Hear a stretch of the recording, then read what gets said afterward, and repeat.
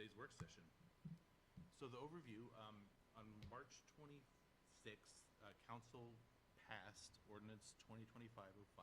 That map changed the comprehensive plan zoning for 44 properties, changed the zoning map zoning for 34 properties, and changed accessory dwelling unit approvals from a type 2 to a type 1 process.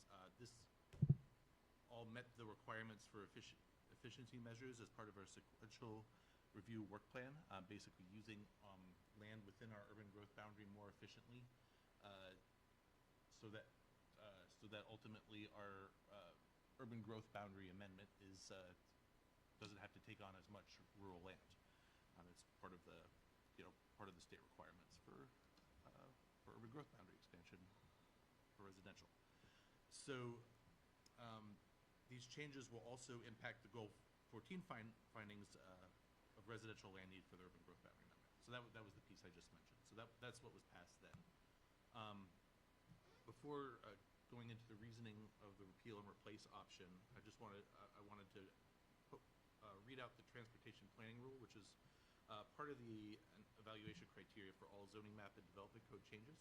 So that rule reads: proposals to amend the comprehensive plan or zoning map shall be reviewed to determine whether they significantly affect a transportation facility pursuant to Oregon Administrative Rule 660-012-0060. Where the city, in consultation with the applicable roadway authority, finds that a proposed amendment would have a significant effect on a transportation facility, the city will work with the roadway authority and applicant to modify the request or mitigate the impacts in accordance with the transportation planning rule and applicable law. So with regards to with Ordinance 2025-05, the city made the finding of no significant impact, and our understanding was in that case you sort of move forward with the ordinance. ODOT submitted a comment having seen the ordinance challenging those findings that would request additional analysis. Now, we chatted this over with DLCD, and they advised that a challenge would almost certainly lead to remand of Ordinance 2025-05 if submitted during their review period. So we pass it, and then there's a 20-day period that we're supposed to then submit the adoption to DLCD, and then they have a review period. And then ODOT's concern was that impacts to their roadway, the intersections, specifically the 213 roundabout and other ODOT intersections could be impacted, particularly by the change from industrial to commercial zoning.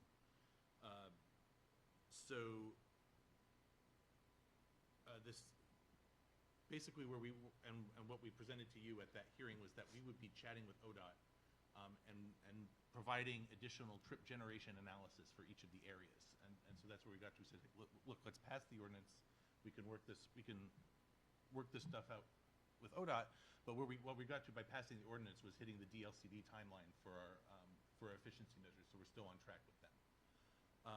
So we did that. We engaged with ODOT on a trip generation analysis for each of the areas. So what we did is, and I'll zoom ahead to the next one, is sort of based on each of the sub areas shown on the map, and there's an area 1 sort of by the Tolliver 211, 213 analysis, sort of in the northwest side. The next 3 years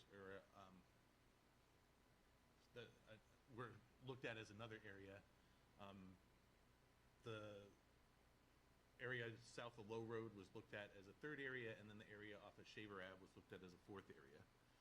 So basically, we looked at each of those areas and tried to generate a worst-case scenario from the existing zoning for trip generation, and then from the proposed zoning. And so we assigned uses to all of those areas and said, well, this will generate so many trips, and this will generate this many more or less or equal. And so going through that analysis, a couple iterations with ODOT, so they had no issues with the residential and central commercial zoning, but they had concerns that the industrial to commercial zonings would have higher trip generation and would constitute a significant impact to the intersections. So basically, they're saying, without further analysis, we really can't support those rezonings. And so, yeah, here's the sub areas again. And then again, they didn't have any issues with the courtesy rezonings that we did, the ones where we wanted to change the zoning to the existing land use.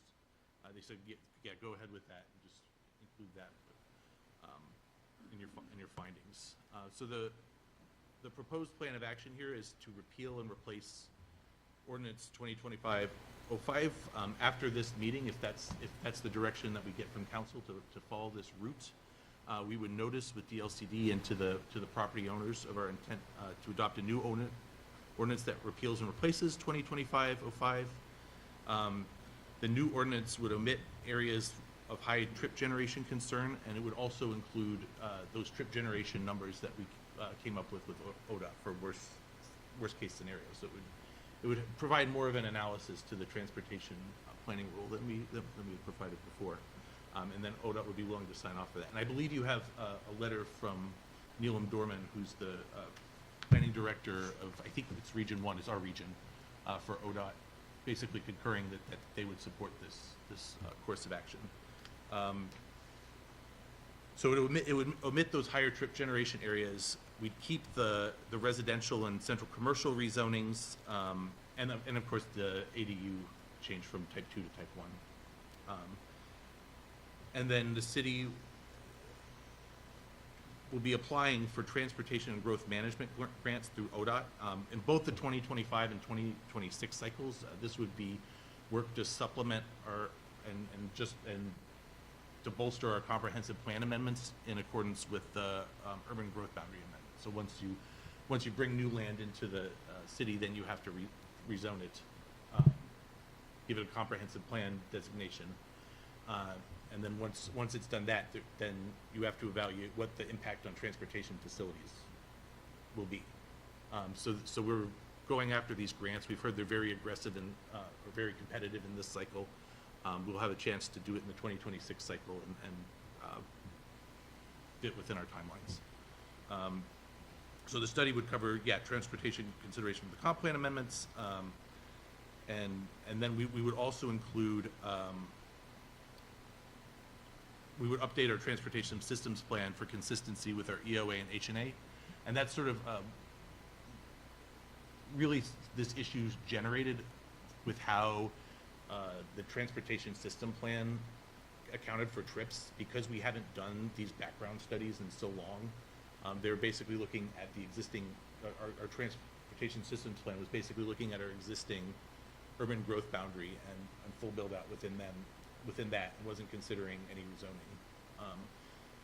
And so that's something that needs to be considered for basically the entirety of the city going forward, so we can expand appropriately. And again, sort of not face more of these sort of challenges in the future, that basically we're going to have findings that are consistent with what our transportation systems plan says.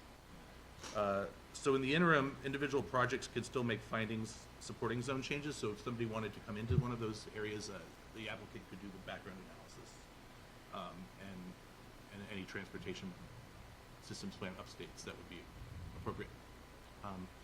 So that's what's happened, and that's what's transpired, and that's what staff supports. And we now open the floor for questions, feedback, because I'm sure there are some.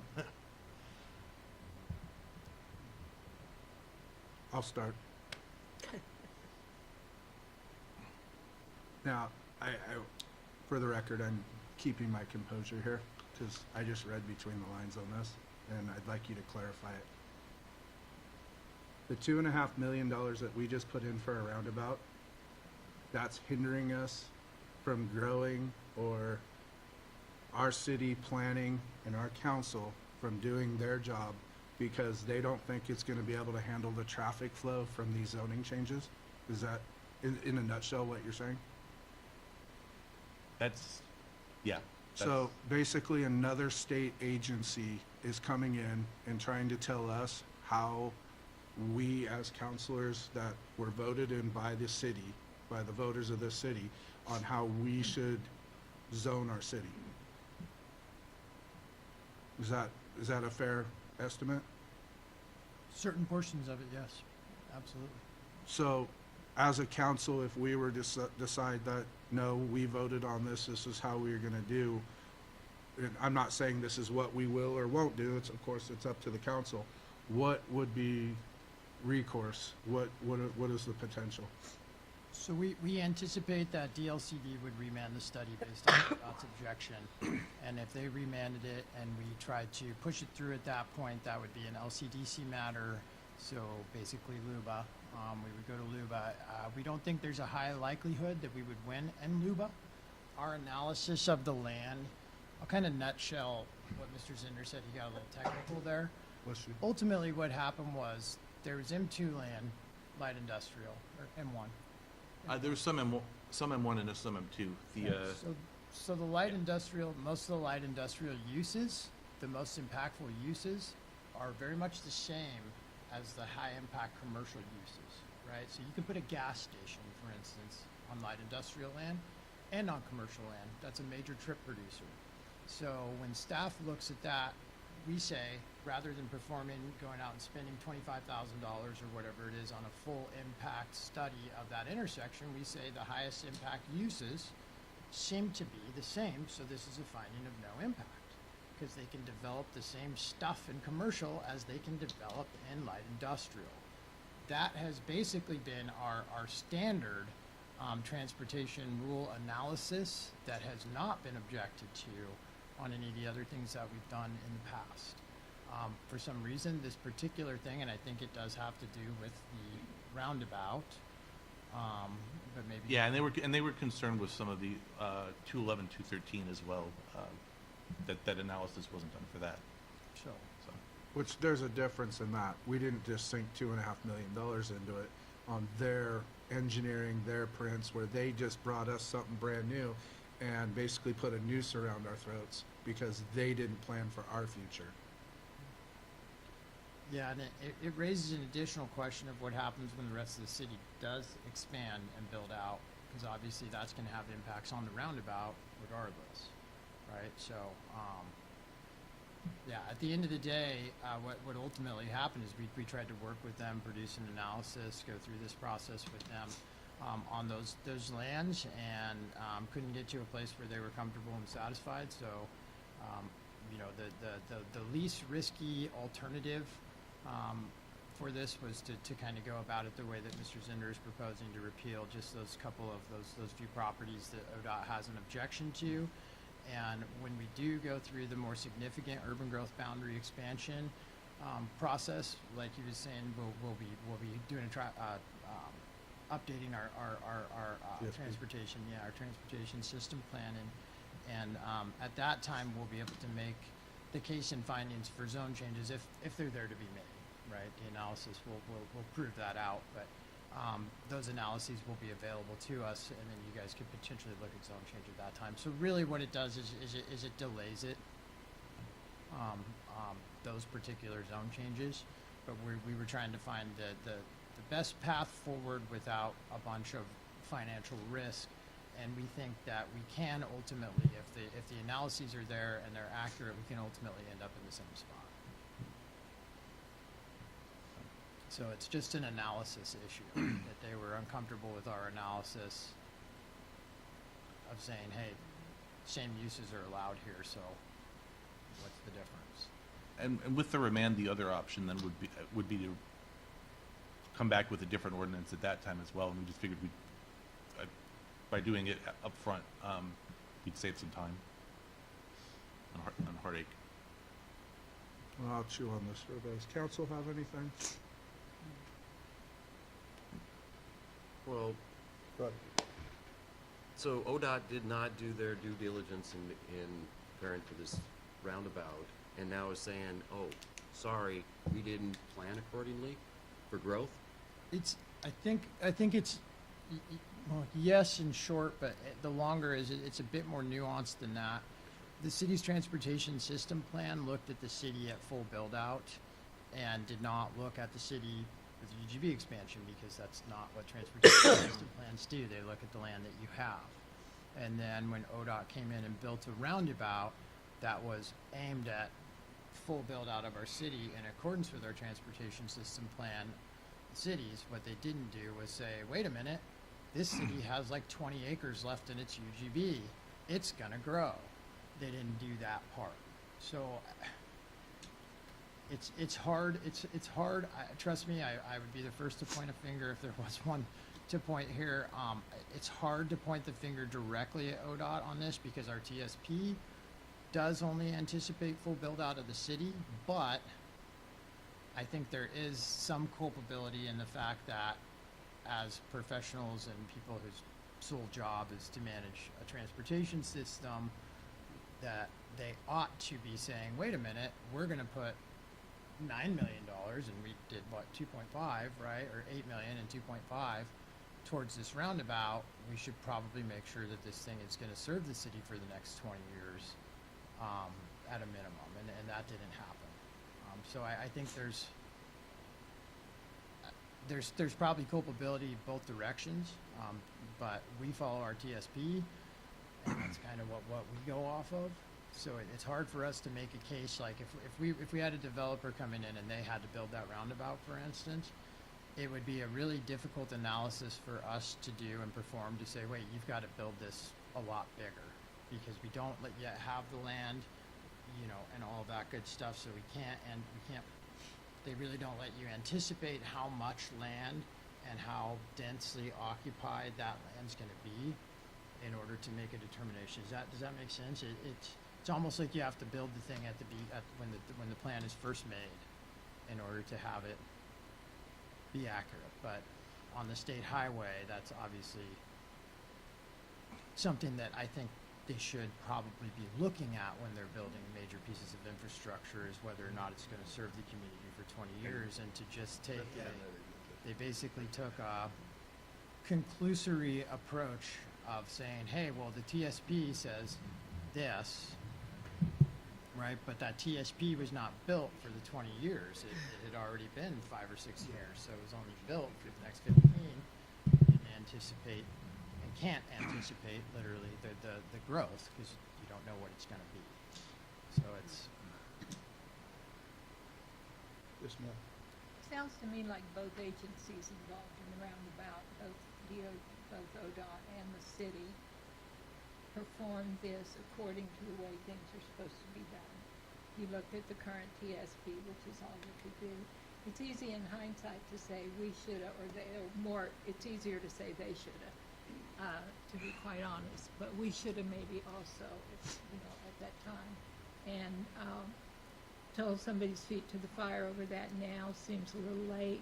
It looks to me like we've got a workaround. It doesn't sound to me like ODOT is saying that's not going to meet your needs, unless I've misunderstood what's being said here. ODOT didn't say that's not going to meet your needs and we're not going to do such and such because of that. Is that correct?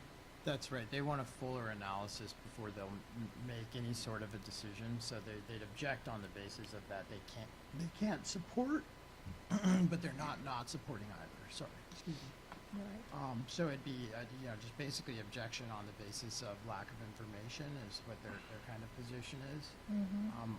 Ours has been and is that the uses are too similar for it to matter. Mm-hmm. So it ends up being a moot point because we have to do a TSP update anyway. So that's why those transportation growth management grants that Dan was talking about.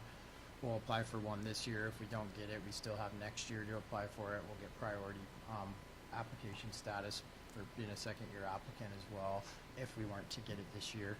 At that point, we would perform all the analyses for the growth area as well as the existing area and looking to rezone and do our best to continue to correct the urban design the way we have been, little by little. So we think that we end up getting to the same place that we would if we had performed all of these studies that they're saying that we should have performed. Obviously, that drives costs way up, so it makes more sense to do it. We were in a weird catch-22 type of position where our efficiency measures look very different than what most towns' efficiency measures look like, and that the rezoning was a big part of that. It's usually not. It's actually, I don't think I know. The commercial zoning is usually not a part of it, and actually it's not a required part of our UGB consideration or expansion. Yeah, so it looks different than what your efficiency measures typically look like, so I think, our efforts to kind of kill 2 or 3 birds with one stone have just been set back to where we're killing 1 bird with 1 stone, and then maybe we kill 2 later, is really at the end of the I day. think we what got it's two. about. I think the edge is, Mr. Huff?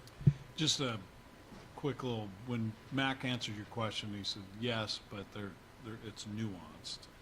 And I think if you go back to when we prepared the TSP originally, which was before Mr. Corthell was here and before Mr. Zinder was doing that kind of work for us, the problem that is created by the administrative rules that you're dealing with, whether it's TSP or the urban growth boundary amendments, the housing needs analysis, the buildable lands inventory, is that you weren't going to be able to do a TSP that accommodated growth unless you had all that stuff done.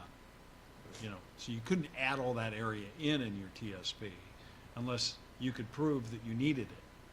Well, we couldn't prove we needed it because we hadn't done the work that they're trying to get done right now. So the words catch-22 are kind of the problem that we have, and because there's too much work to do and not enough time to get it done, and so you're stuck. So ODOT used the TSP that we had, but I do think that those kind of rules, they hamstring you a little bit because I think it would be common sense that a city would grow. I don't mean that flippantly, but that's what cities do. And even back when they started the roundabout, we weren't all that much different than we are today with lack of land. And it just seems like they could have. And I don't disagree with what you said either, Counselor, on that. But it is what it is.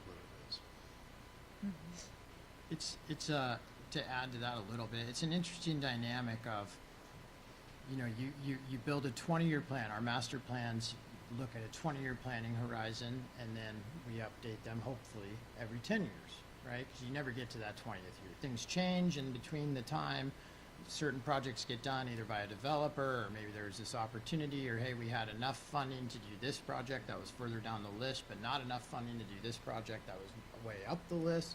So we went ahead and bid off that other project. And so things kind of change within that time period. So that's why you update every 10 years. Basically what happened here is that we have a 2018 master plan, and so it was 6 years deep into its really 10-year life, looking at the 20-year horizon. And if I'm looking at that, knowing that the piece of infrastructure that I'm building is aimed at serving the community for at least 20 years, so that's usually what we look at, probably 30 years with the street improvement actually. I'm probably going to ask myself the question, well, how old is this plan? If this plan's on its 12th year, it's still a valid plan. It's still legal. It's still adopted appropriately. But is it now accounting for what's happened on the ground over the last 12 years? Well, no, it can't, because it doesn't have a time machine or the ability to see in the future. So in essence, they're basically saying, hey, we didn't go and do that part of the analysis. We don't do that. Right? And so it's like, okay, so anything where you don't have, a brand new plan that's accounting for your 20-year horizon accurately, hopefully, right? And who knows, because Molalla grew at a much faster clip than most expected. And that's part of what happens within that time period, why you have to rework things, is that the city grows faster than anyone thought, or slower. Any of those things happen. So yes, I do think that if I'm looking at it, I'm saying, okay, well, the law requires every city to have a 20-year land supply in its urban growth boundary. This city hasn't expanded their urban growth boundary in 41 years, and there's 60 acres left in town. So clearly we don't have the 20-year land supply in there right now, even though all of our plans are legal and appropriate, because it had a 20-year land supply as anticipated at the time of adoption, and they're valid for that time horizon. It just be, so now we should be looking at a larger growth curve to build this thing for the 30-year horizon. And oh, by the way, this plan only does a 20-year horizon 6 years ago, so it's actually only good for 14 years, so I should probably be projecting out 16 additional years beyond this plan if I'm gonna sink $8 million of taxpayer money into this infrastructure, and that didn't happen. So I do think there's culpability there because that is their role. It's certainly their role to tell us that, hey, we don't think that infrastructure is robust enough, you know, to potentially hold whatever, you know, when we produce these studies. So if they can say that at that point in the analysis, why aren't they saying that at the point in the analysis where they're planning to build a piece of infrastructure? That's my question, and that's where I think there's something amiss. It doesn't make sense to me, but I don't work at ODOT, so thankfully. I know that's weird and nuanced and whatnot, but it's the best way I think I can explain it. Any other questions? What if the traffic study, you do a traffic study, and it comes back worse than what we thought? We're not gonna, you know, we're gonna outgrow everything, and the roundabout's too small. What happens then? So the zoning of the existing properties would remain how it is. You know, after, if you guys end up doing a repeal, it's basically how it was, other than those ones that ODOT's not objecting to. And basically there would be a new planned improvement for that intersection that's triggered at a certain number of trips. And then when those certain number of trips that come in, whoever is the developer that adds the additional trips that ends up breaking that intersection would end up technically footing the bill for that. The city can always assist and does at times with major infrastructure like that. The other thing is that the cities could set up basically a proportionate share system where we know the intersection is gonna break or is breaking, and each developer that comes in then pays the proportionate share of the cost of that, the projected cost of that project, so that it's, because the way it works, and this is a really, I don't like this at all. It's been a bother to me since I started in planning, to be honest. The last person in is left holding the bag. So if you have an intersection that's good for, let's just simplify it and say it's a number of trips. There's a little more than that. There's 9 warrants they look at, but let's just say it's a number of trips solely. And right now you've got 10 trips going through there of the 25 that are allowed through there, right? And the next developer comes in, builds, you know, a grocery store. That's another 10 trips. Okay, so now it's at 20. We got 5 more left. And then a small strip mall or something comes in and they produce 4 more trips. And it's 24. Then mom and pop want to build their house and it produces 1 trip. Well, that's your 25th trip. So now the intersection is broken and they're left holding the bag for the improvement that would be required.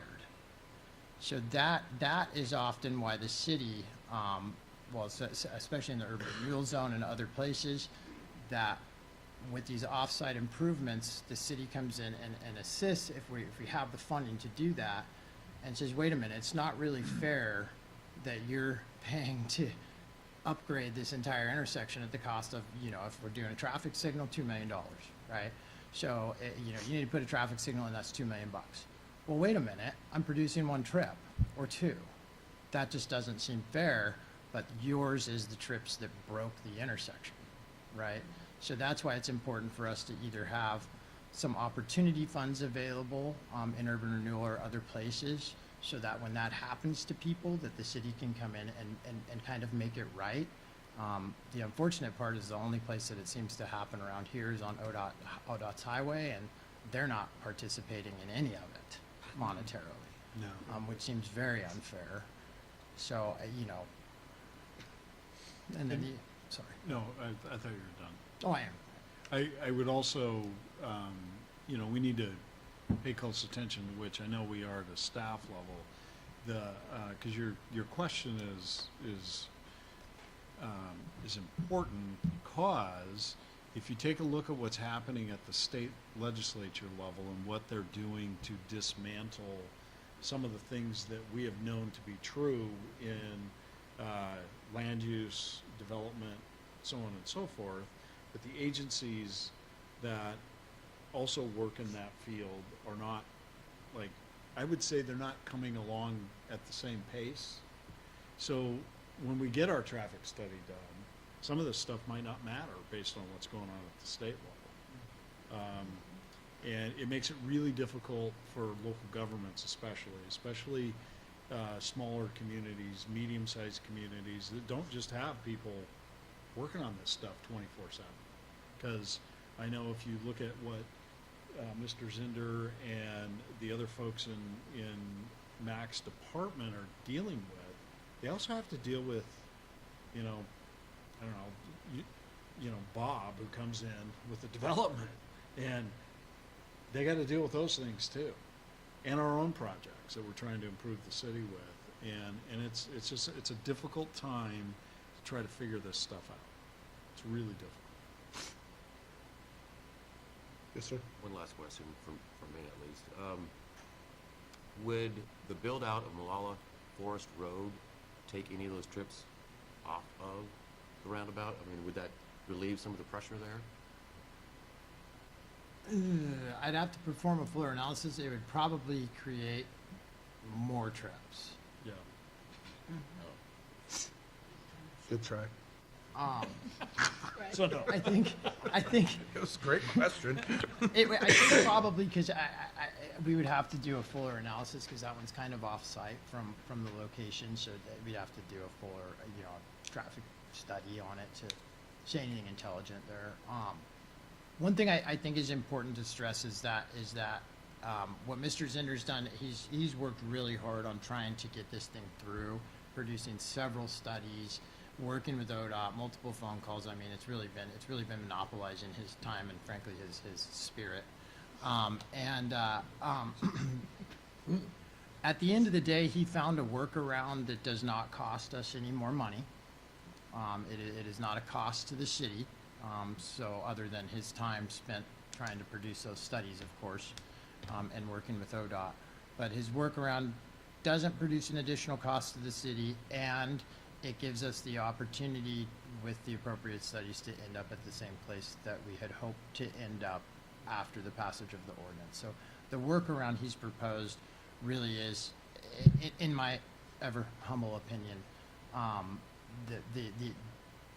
the best possible route forward is in terms of cost, risk, and really outcome at this point. So, because we can end up right back where we had hoped to be if the studies flesh out what we think they'll flesh out. But if they don't, then we wouldn't have been able to do it anyways. So it ends up being a wash.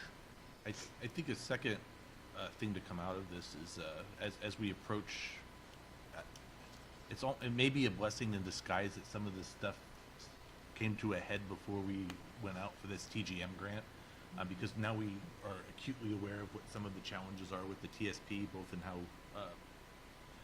how we're looking at the city's growth, and these are things that we will be able to address in the TGM grant. I'm not sure I have all the answers yet, but at least we have a lot of the right questions that we're going to be asking going in, and then we're going to be bringing to you guys as we go through that process. Because we were, getting this sort of scoped out before we enter the transportation planning for the UGB is critical. Anybody else? Okay. You need anything out of this meeting? Just informational for us? Maybe just a consensus or something to the fact of if you guys want us to head down the road that we're proposing, we think it's the best possible way. The alternative would be to let it float, and then it will very, very likely come back to us and we'll be here again. Don't think we have much of a choice. It feels that way to me too, honestly. I wasn't gonna say that because you guys always have a choice in reality, but Yeah. it doesn't feel like we have a choice. Fiscally, we don't. Yeah, Yeah. in reality. I think we can say the boat can go down the river on this one. Yes. And I didn't make the Now We Dance slide, but I did have a similar slide. And now That we- was more appropriate for the mood. That's your best one, especially after this. Told you I had to go over there. All right. Well, if there is nothing further, I will adjourn this meeting at 6:37.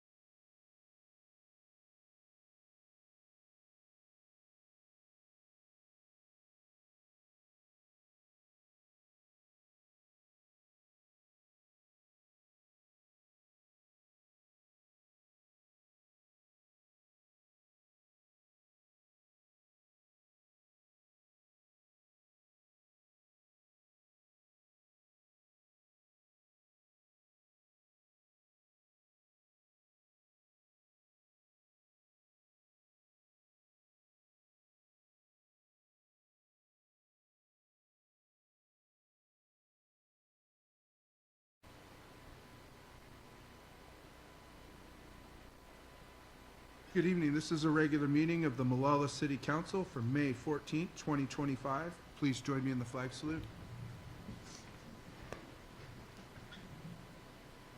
I pledge allegiance to the flag of the United States of America and to the republic for which it stands, one nation, under God, indivisible, with liberty and justice for all.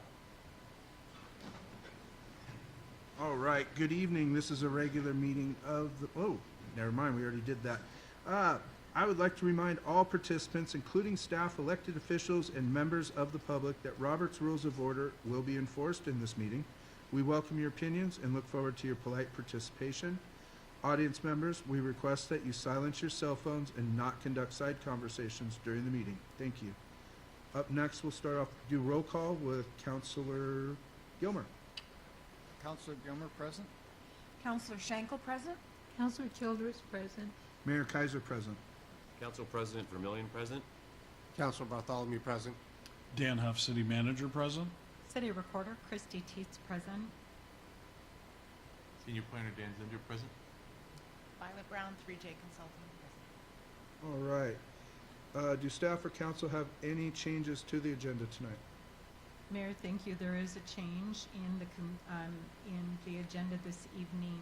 We need to remove item 4B, like boy, Oregon Association of Water Utilities presentation from the agenda this evening.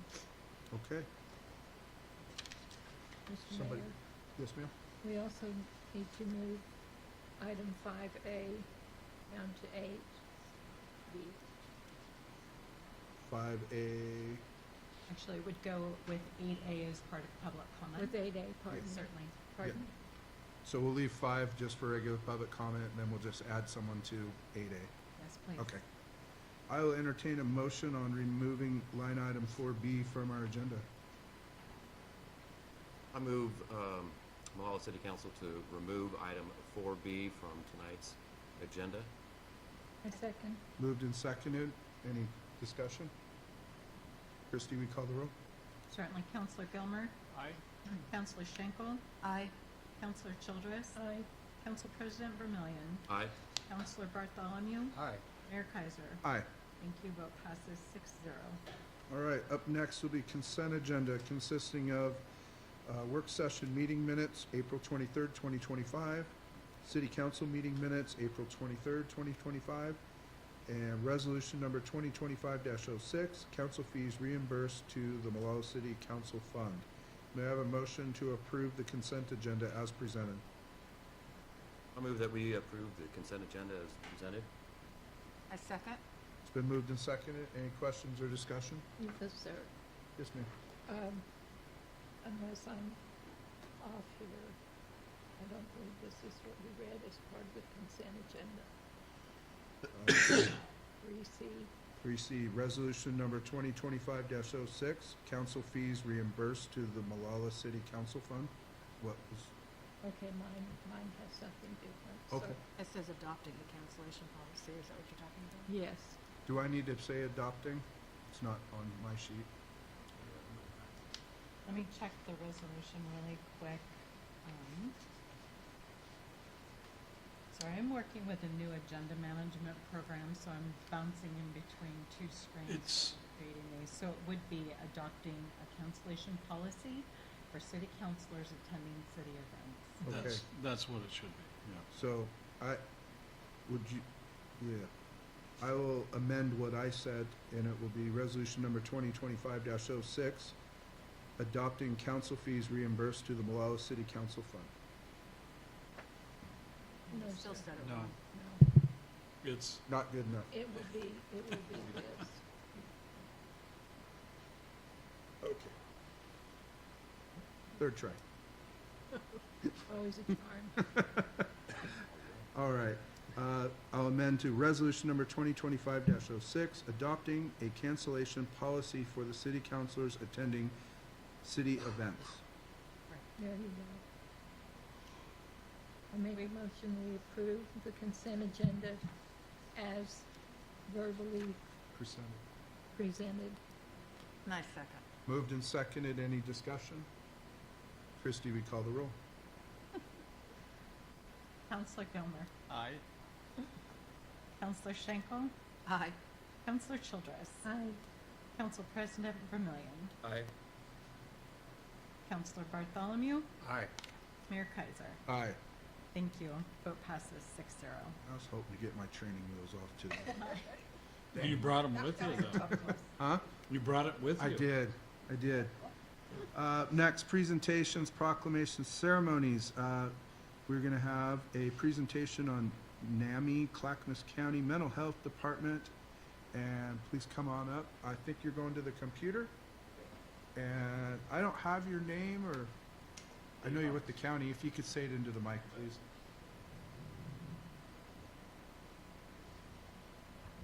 Thank you, Mayor and Councilors. My name is Dave Hunt. I serve as the Executive Director of NAMI Clackamas, so appreciate the opportunity to be here for Mental Health Awareness Month.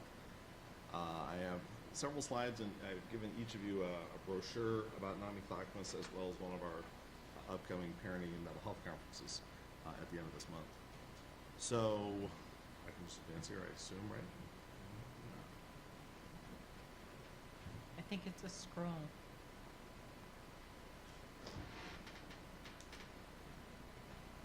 Okay. So, as you may be aware, 1 in 5 of every resident of this community and of our nation has some kind of a mental health condition.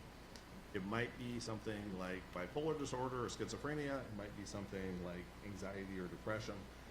But consistently, all the surveys show that 20% of our population has that. But if you think about each of those 5, they are each surrounded by a family, a club, a faith community, a neighborhood. So really, all of us are impacted by mental health, even if we happen to not be the 1 in 5. I'm not going to go through all these stats, but I would point out a couple of things. The third line down there says that there are 14.7 deaths in the U.S. per 100,000 population from suicide. That's a horrible thing. But if you look down under the Clackamas County numbers, there are 18.6 deaths per 100,000. So the national numbers are a tragedy. The fact that the Clackamas County numbers are even worse should be a wake-up call to all of us. I will say that Clackamas County number is heading down the last couple of years, so we actually have turned in the right direction. But that's still so many people, and you can see it's the second leading cause of death for youth and young adults. So we've got a suicide crisis that we really need to keep our eyes open to. There are so many signs of mental health challenges and even of people who may be thinking about suicide. It's not so much any one thing that you should be looking for, because it might be someone is sleeping more than they usually do, or it might be that someone is sleeping less than they normally do. What we each need to be better tuned into is those changes in behavior of those around us. Because we're not always great about assessing things in ourselves. Sometimes we are, but not always. But the more we can be helpful in helping those that we know and love around us who may be experiencing some kind of a crisis. And it doesn't require a professional to intervene. A calm approach, active listening, encouragement, and support is what we really can offer more to people who may be challenged with their mental health and may even be considering suicide. For those of you who are not aware, the 988 mental health crisis line was just stood up less than 3 years ago. And it is, if you think about what 911 is, we're all very accustomed, if our car is being broken into or somebody robs a bank, somebody pulls a gun, we know to call 911. Oregonians are gradually being educated about when they can call 988, and it's when either they themselves are having a mental health crisis, someone they know is having a mental health crisis, or you could walk out of City Hall and experience someone on the street who's having a mental health crisis. In any of those circumstances, 988 is available. You'll get a mental health professional on the phone. You can also text. It's available in English and Spanish. You'll get a mental health professional on the other end of the line or text, and they will assist you. In some cases, they might deploy the Clackamas County Mobile Crisis Response Team to come and deal with the situation. In 1/2 of 1% of the cases, they will deploy law enforcement. That's only if there's mention of a knife or a gun or some serious threat. But the fact that this is available as a tool to help intervene and address mental health crises, it also frees up law enforcement to be able to address all the other things that they need to be addressing. So this is a real tool. I really encourage you to use this yourself, to talk to your constituents about this, because this is a great tool, and Oregon is one of the best set up 988 mental health crisis lines. For those of you who are not aware of NAMI, NAMI's been in Clackamas County since 1978, started by a group of parents who had adult kids who had mental health challenges. The focus since 78 has been on education, support, and advocacy, and that remains our focus. I'll give you a few examples of how that plays out. We do a lot of classes, including our two most popular classes are our peer-to-peer class and our family-to-family class. One focused on those with a mental health issue themselves, taught by other peers, and one focus on family members of those with a mental health condition, taught by family members. These are 8-week classes. In fact, we just started our latest family-to-family cohort last week and our latest peer-to-peer cohort 4 weeks ago. So we're doing them all the time, and they are really popular and really enable peers and family members to do a deep dive into mental health and resources that are available. We also have a ton and growing of peer support groups, some that are open to anyone that has a mental health condition.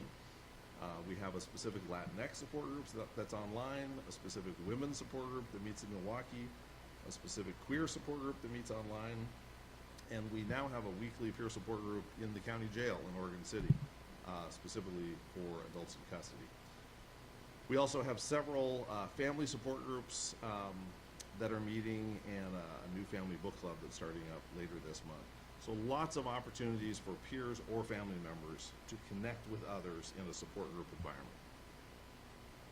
We also have lots of presentations that from long to short, we'll go out into businesses or faith communities or neighborhoods and talk about mental health.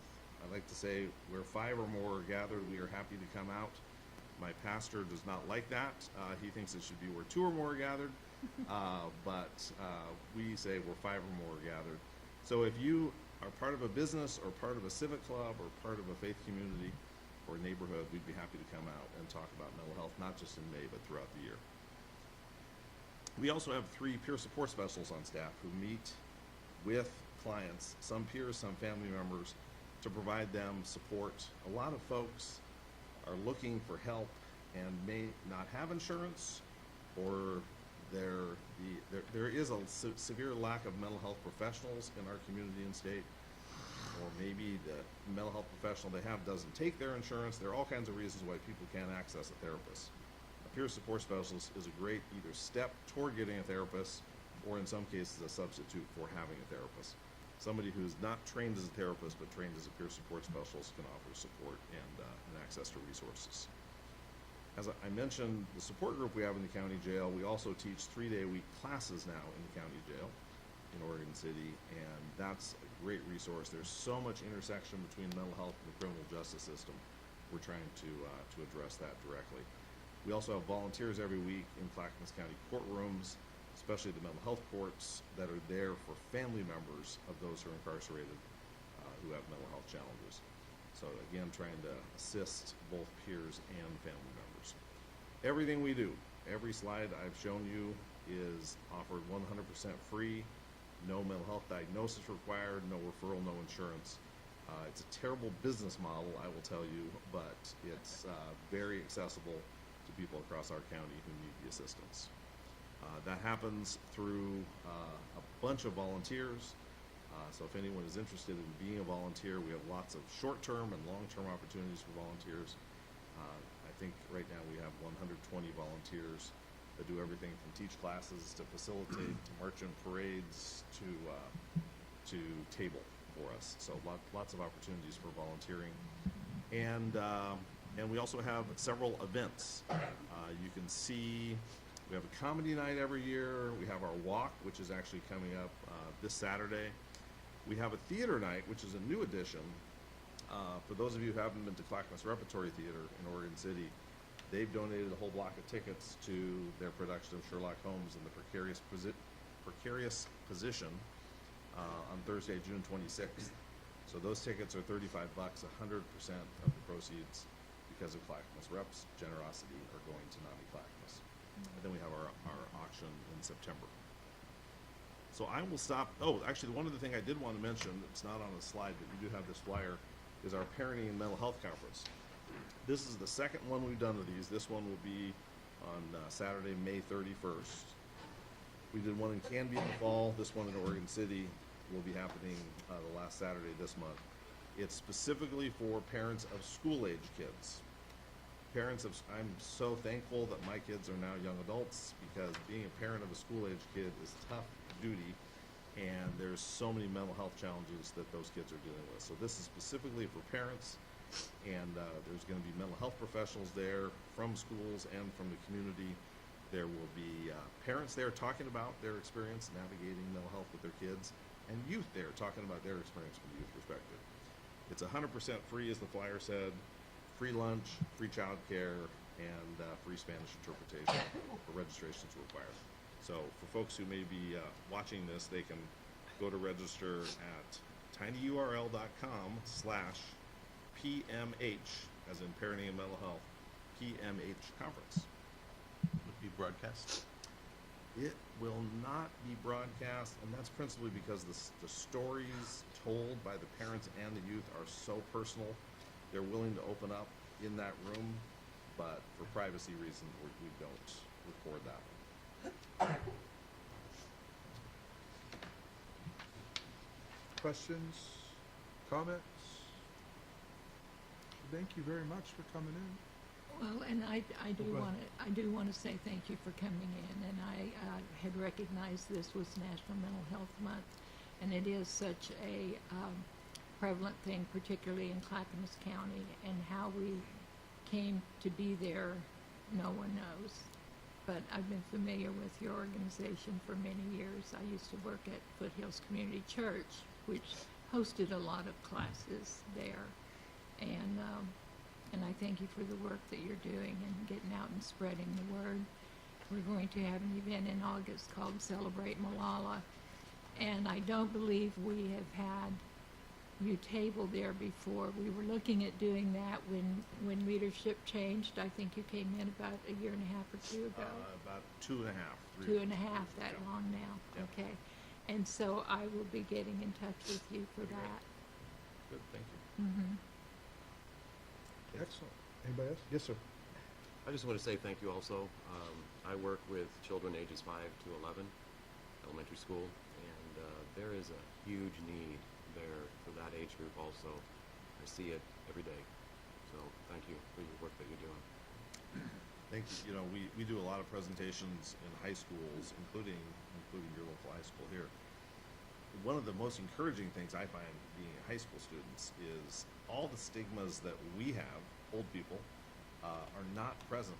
I mean, youth are very open about talking about their mental health. So if there's one encouraging sign for all of us, it's that our kids they're struggling with lots of issues, but they're so much more open to getting help.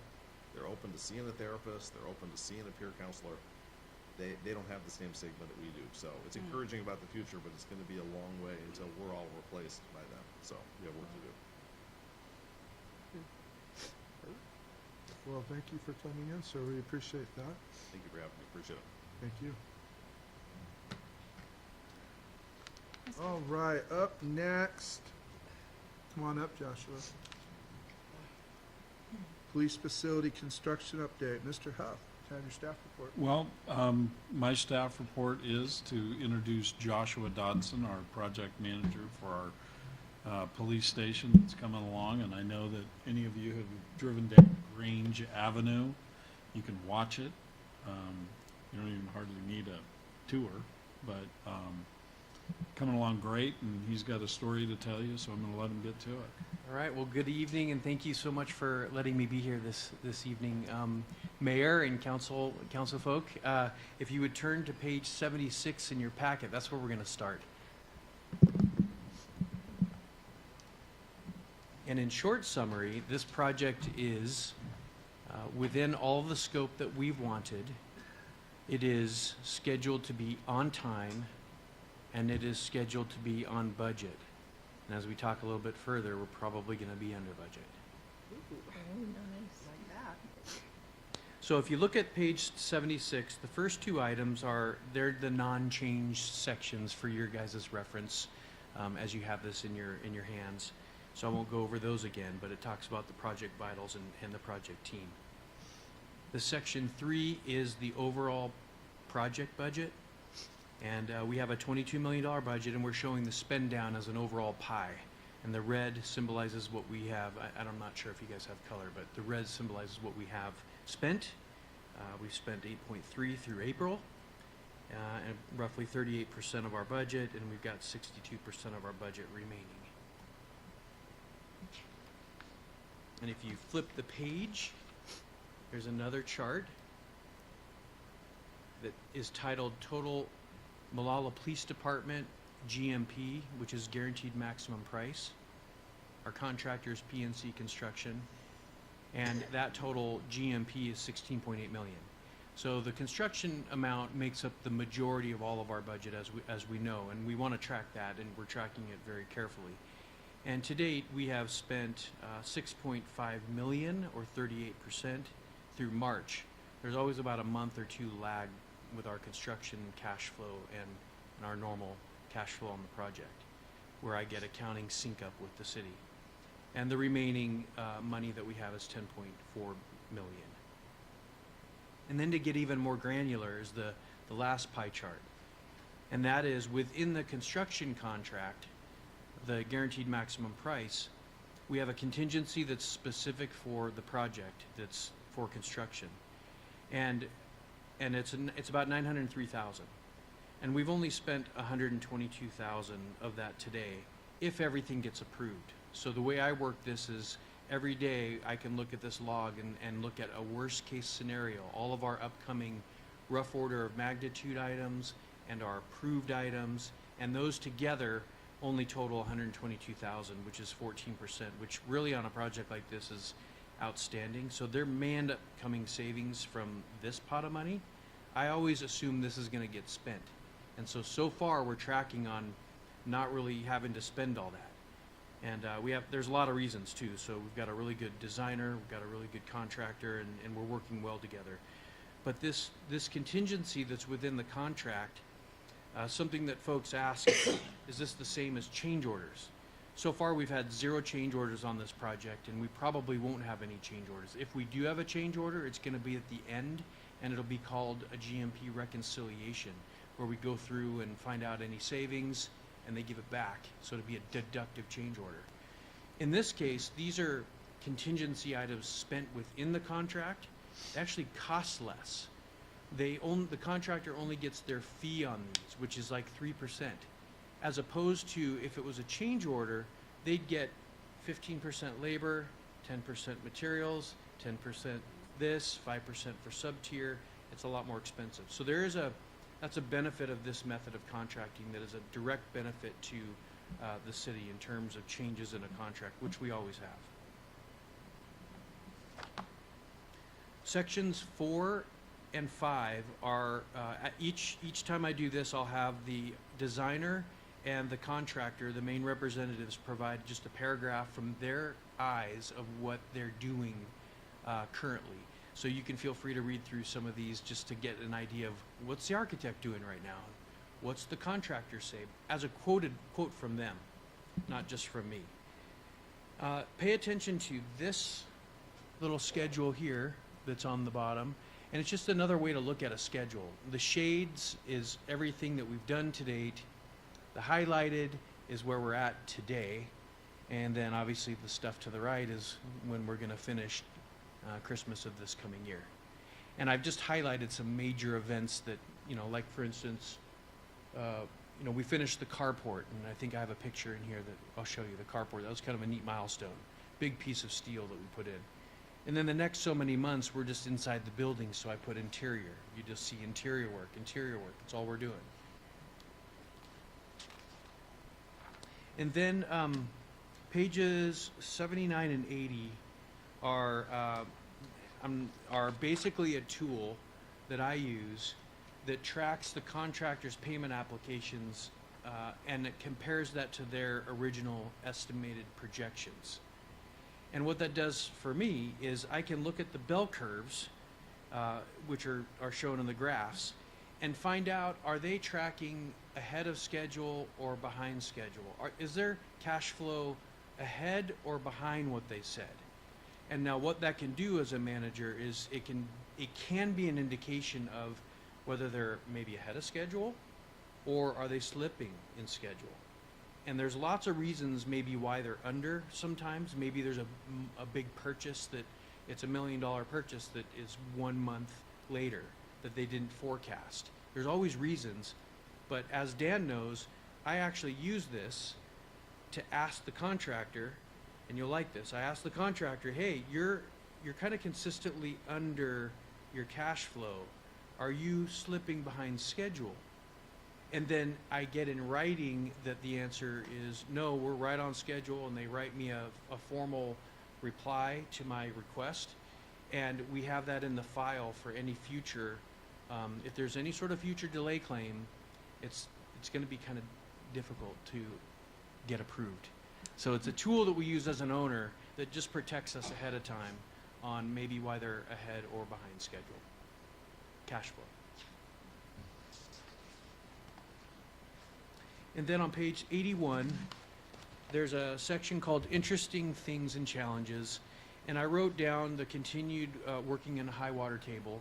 So this is just something a lot of us don't see, but the contractor, on anything that is below the ground, they're pumping out water. And this is like continual.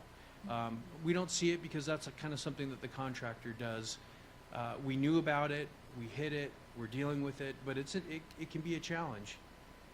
And it's something to be noteworthy of. And all the work that we're doing in Grange Street, there's a lot of utilities in that street. There's a lot of things that we didn't know about, a lot of things that look like this. And also, while we're doing all the work in there, we've got monster log trucks going back and forth at pretty fast mileage. And so that's a challenge working in that street. We have really good neighbors, Foothills and Molalla Communications on both sides of us. And in fact, the Foothills Church is allowing our contractors to utilize their parking lot for their work crews to park in Monday through Friday, which is pretty amazing because we have a tiny little site and a lot of places that we need for parking. That's been awesome. We mentioned very little GMP contingency used to date. And then I wanted to note 6E's potential project savings forecast this summer. So this summer is when I'm going to be doing kind of a detailed internal audit of all of our line items in our budget. And there's 80 line items in our budget that we manage. And we'll be able to, I'll feel more comfortable parceling out, I think we can save this, and forecasting to Dan and his team on, I think by the end of this job, we should have this amount of savings on this project. I'm hoping that 22 million, it'll be something way less. And then the next several pages are pictures that you guys can have fun looking at of the current status. And you know, we take the pictures at various stages, and we have thousands of pictures, lots of documents of that. And I write the date on when that picture was taken just so you can see, because they're on different dates. But the one picture I wanted to focus on at last is the very last one. The very last one is a picture of some folks. We're walking, and there's some large rocks in the background, if you can all see that. And the reason I took this picture is we meaning the owner, us as the owner's rep, the architect, contractor, subs, and met the rock vendor up at a rock quarry to see the actual rock that we're going to be putting on our property as part of our design. And these are these hexagonal, they call it Columbia basalt columns. I mean, these things are just monstrous, hundreds of feet tall. And we want to go there and make sure they're the right stone, they're the right quality, they're the right area, they're the right thing that we want in our design to keep that Molalla River corridor feel at the front of the building when we end up designing it. And so it was just something that was really neat to go up in our own territory, not far away, right out of Corbett. So right up the hill off Corbett. And we visited the quarry and saw the actual rocks that, I mean, physically measured and chose these rocks. And we're gonna be doing the same thing in a couple weeks with the boulders. We have these large boulders that are gonna go in the front of the facility, and we're gonna go physically pick them. And so that's the kind of detail that you go through to help try to match this design and the involvement of the owner in this project, not just sitting back and letting the contractor do what they want or the designer. We're an owner that's very hands-on, making sure that we're getting the highest quality project.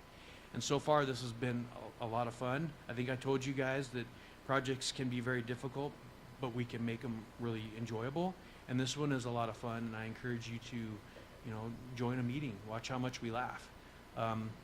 If you trust each other, you can get along with each other, you can get through conflict, there's accountability, and you can have results because of that. So it's just been a pleasure being your representative, and I love this, and the project's just a blast. So thank you very much.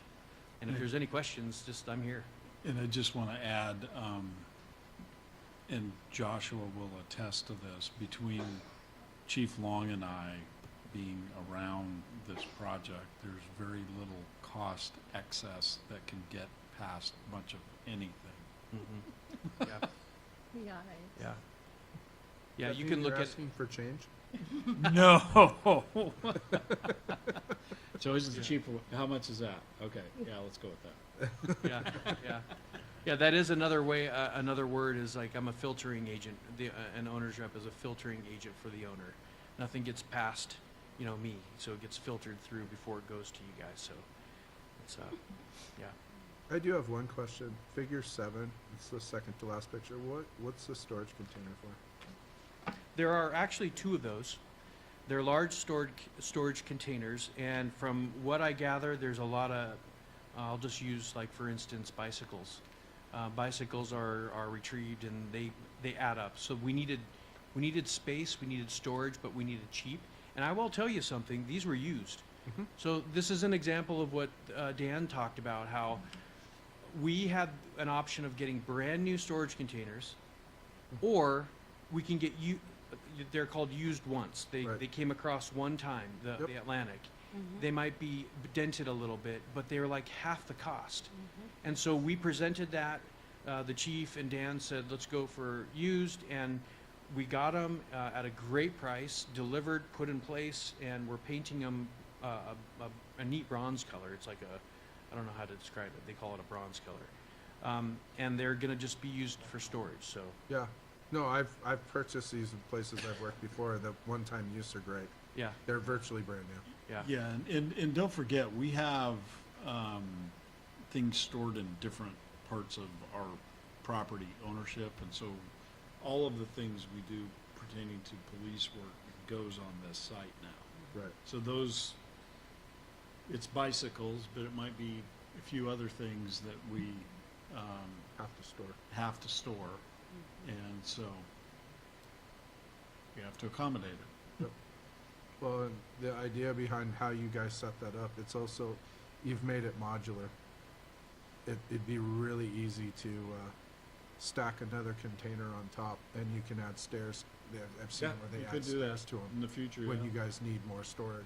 So Yeah. Yeah. it's neat you guys went with that idea. I love it. Anybody else? Questions, comments? Final thoughts, comments? Oh, thank you very much. All right, thank you for Thank coming. you. Appreciate guys. you. Yeah. Thanks, Joshua.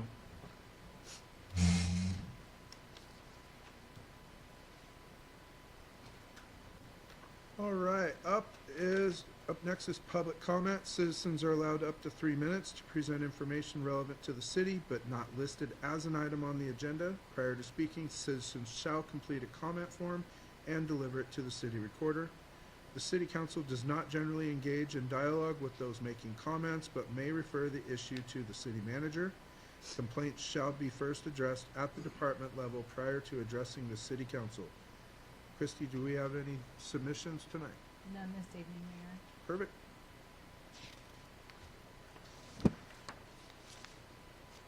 All right, next we will go to general business, and we're gonna be discussing urban growth boundary presentation and discussion. Mr. Zinder, you're up. Alrighty, well, anything I'd say on this is gonna be said much better in Ms. Brown's presentation, and so I turn the presentation over to Violet Brown of 3J Consulting. Thank you, Mayor. Welcome back. Thank you, and thank you for giving me an opportunity to come back and talk about this project. As you may recall, last time I was here. We okay? Oh, What? It went away. Did the Zoom quit? Okay. Got it.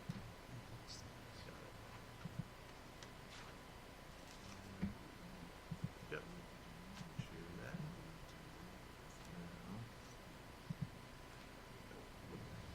Full screen. Mr. Zinder. It'll bigulate.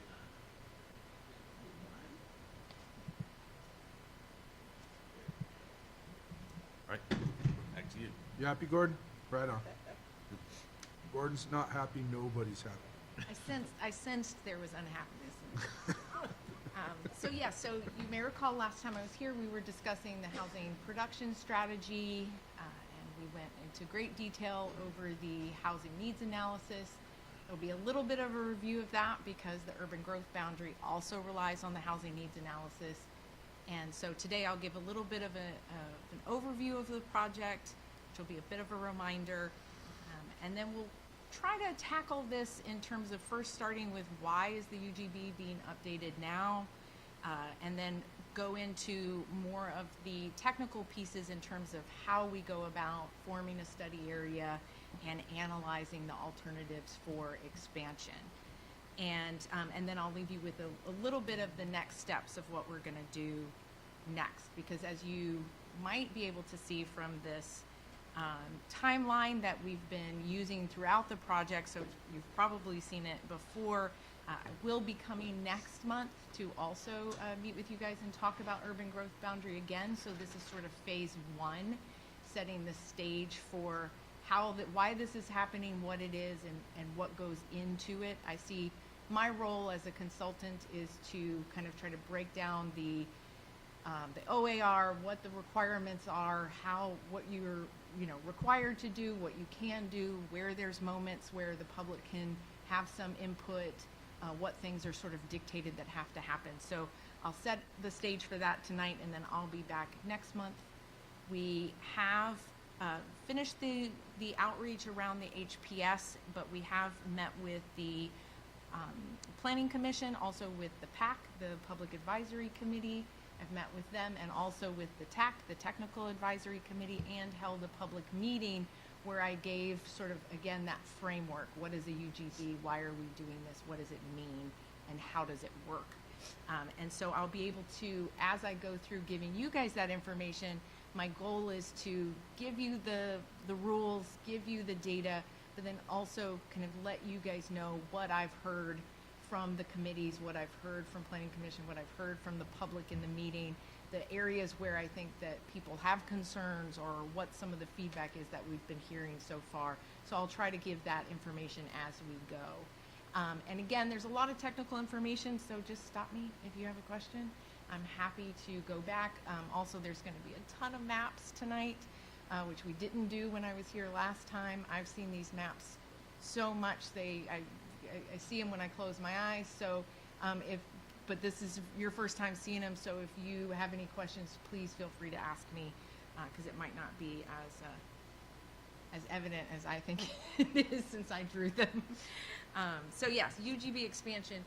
When discussing the UGB, one of the things, I kept this in because you guys probably know this already, but it's the way I presented it to the public, which is a little sort of FAQ. We had a handout to the public, and understanding UGB sort of starts with what it isn't, which is it's not the same as city limits. Wanted to make sure that people understood that property owners are not required to annex into the city just because they become part of the UGB. We got a lot of questions about that. And that annexation is what changes your property taxes. So what came away from, what I ended up saying to people, and again, you put a microphone in my hand and put me in front of a room of people, I tend to just sort of blurt out what I think and try to be as transparent as possible. There are a few caveats that came up in the meeting that if you get included in part of the UGB and you don't want to sell your land and you don't want to develop your land, then not a whole lot is gonna change for you. You don't have to be annexed, and you don't, and not a lot has to change. What may change are your neighbors. They may want to develop their land, or they may sell it to a developer to develop the land. And so the land around you could change. And there could be an opportunity or situation down the road where if everyone around you has become part of the city, and everyone around you is annexed, and you're this sole holdout, there is an instance where I think the example was, what if your septic goes out and you need a new permit from the county, and you're now you're right on a sewer line because everybody around you is annexed, the county won't give you a permit. And someone from DLCD very helpfully stood up and said, yes, that's true. That is an exception to this kind of blanket rule of you don't have to be annexed. There are some situations, if development happens all around a property owner, where they may feel like their hand is being forced. It would still be their choice, but things may become too difficult to not end up being annexed. So we did have a very frank conversation about that with the community at the public meeting, and I think it went fairly well, as well as you can expect for a lot of these. I think your community was very thoughtful. I think we had a good turnout of a lot of people who came. They listened, and they gave their opinion, whether they were agreed with some of the things that were being said or they didn't. And I think that's the most you can ask from your community, is to show up and listen and to give their opinion. Because again, there are a number of places in this process where I am looking for local knowledge about the land. I'm looking for input from the community, and so I hope we continue to get that engagement. So the way that we define UGBs are that they are a tool for planning that is to preserve agricultural and forest land and open space.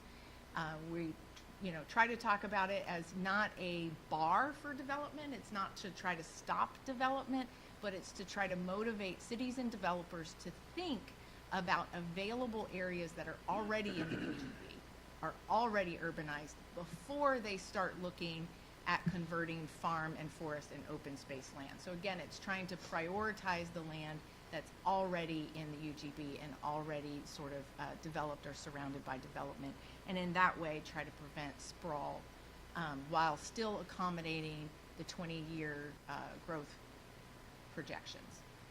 So the UGB process, first you have to establish that you have a land need. That's where the H&A that we've been talking about for, at this point, years, comes into play, because that is the document that gives us the factual basis for how many homes are expected to need to fit within Molalla over the next 20 years, and I think it was 1996, so just shy of 2,000 homes.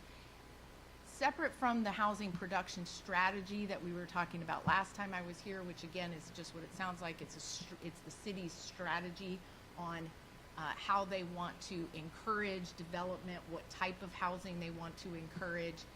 That is on the how to encourage and the what to encourage. The UGB part is on the where to encourage, right? And so that's the conversation we're sort of shifting to now.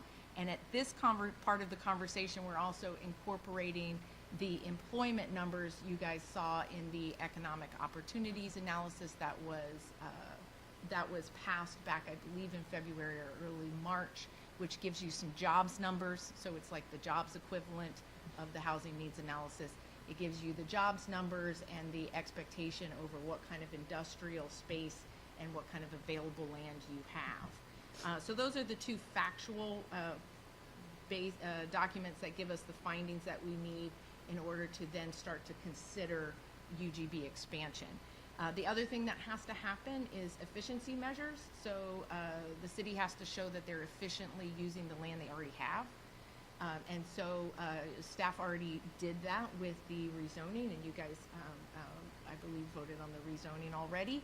So we took those efficiency measures into consideration and revisited those capacity numbers that are in the EOA and the H&A, and said, okay, what have we changed? How much capacity have we created within the UGB, and how can we reduce that land need based on the efficiency that we've already done? We then create a preliminary and final study area, which is very technical. There's rules over every piece of how you go about doing that, and I'll walk you through that tonight. We've already done that analysis.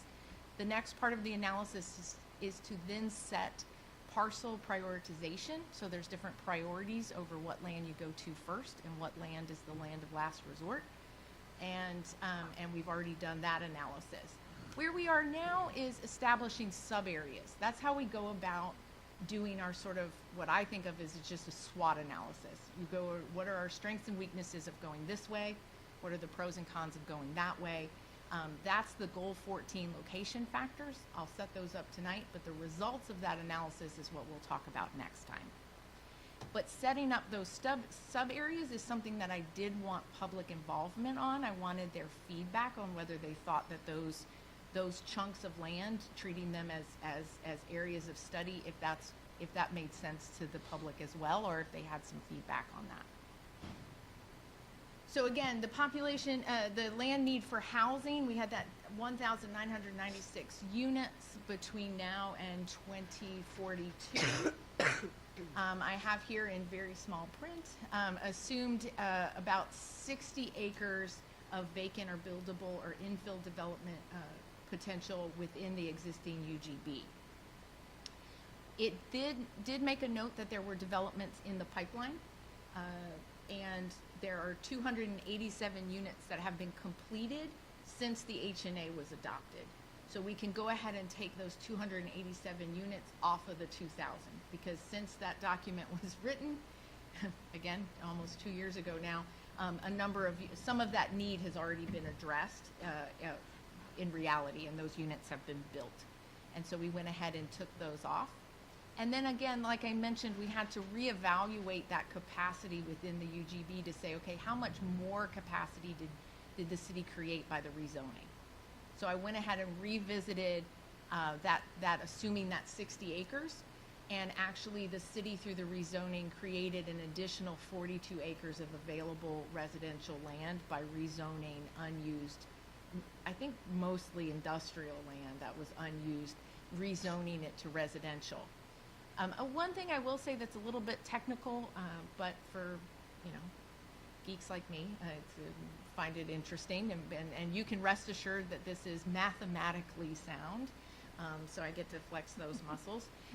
We had to go back, when you did the HNA back in 2023, I think it was adopted, there was a buildable lands inventory attached to it where how they came up with those 60 acres of available land in the UGB. It was done under a safe harbor methodology where they just assumed 7 units an acre for everything residential. But the city was able to find most of the rezoning that they did within the UGB was actually R3 of the higher density housing. And I wanted to show that those 42 acres are actually going to create quite a bit of housing because it's density. And I don't want to just assume seven units an acre across all the different densities. We actually have the ability to be more specific and more accurate. And so we actually applied 5 units an acre for R1, 10 units an acre for R2, and 20 units an acre for R3. And so when I look at those 42 acres and I say how many units is that going to produce, I applied the R3 because that's what the rezoning did. That was the reality, and I was able to take off units based on that accurate number. It did mean we had to go back and redo the BLI a little bit and make sure all of our math, we were doing apples to apples and oranges to oranges and not mixing and matching methodologies across the board. But we were able to do that with help from the city, and so I can rest assured that the remaining housing need is 928 units of single family. I think there's about 25 or 30 units of R2 that's still needed, but we were able to, through the rezoning, meet all of the need for additional R3 units. So the expansion land will be primarily single family homes, and we can assume 5 units an acre for that expansion land. So we're down to 928 units, which when you calculate out based on that density comes out to 182 and change acres.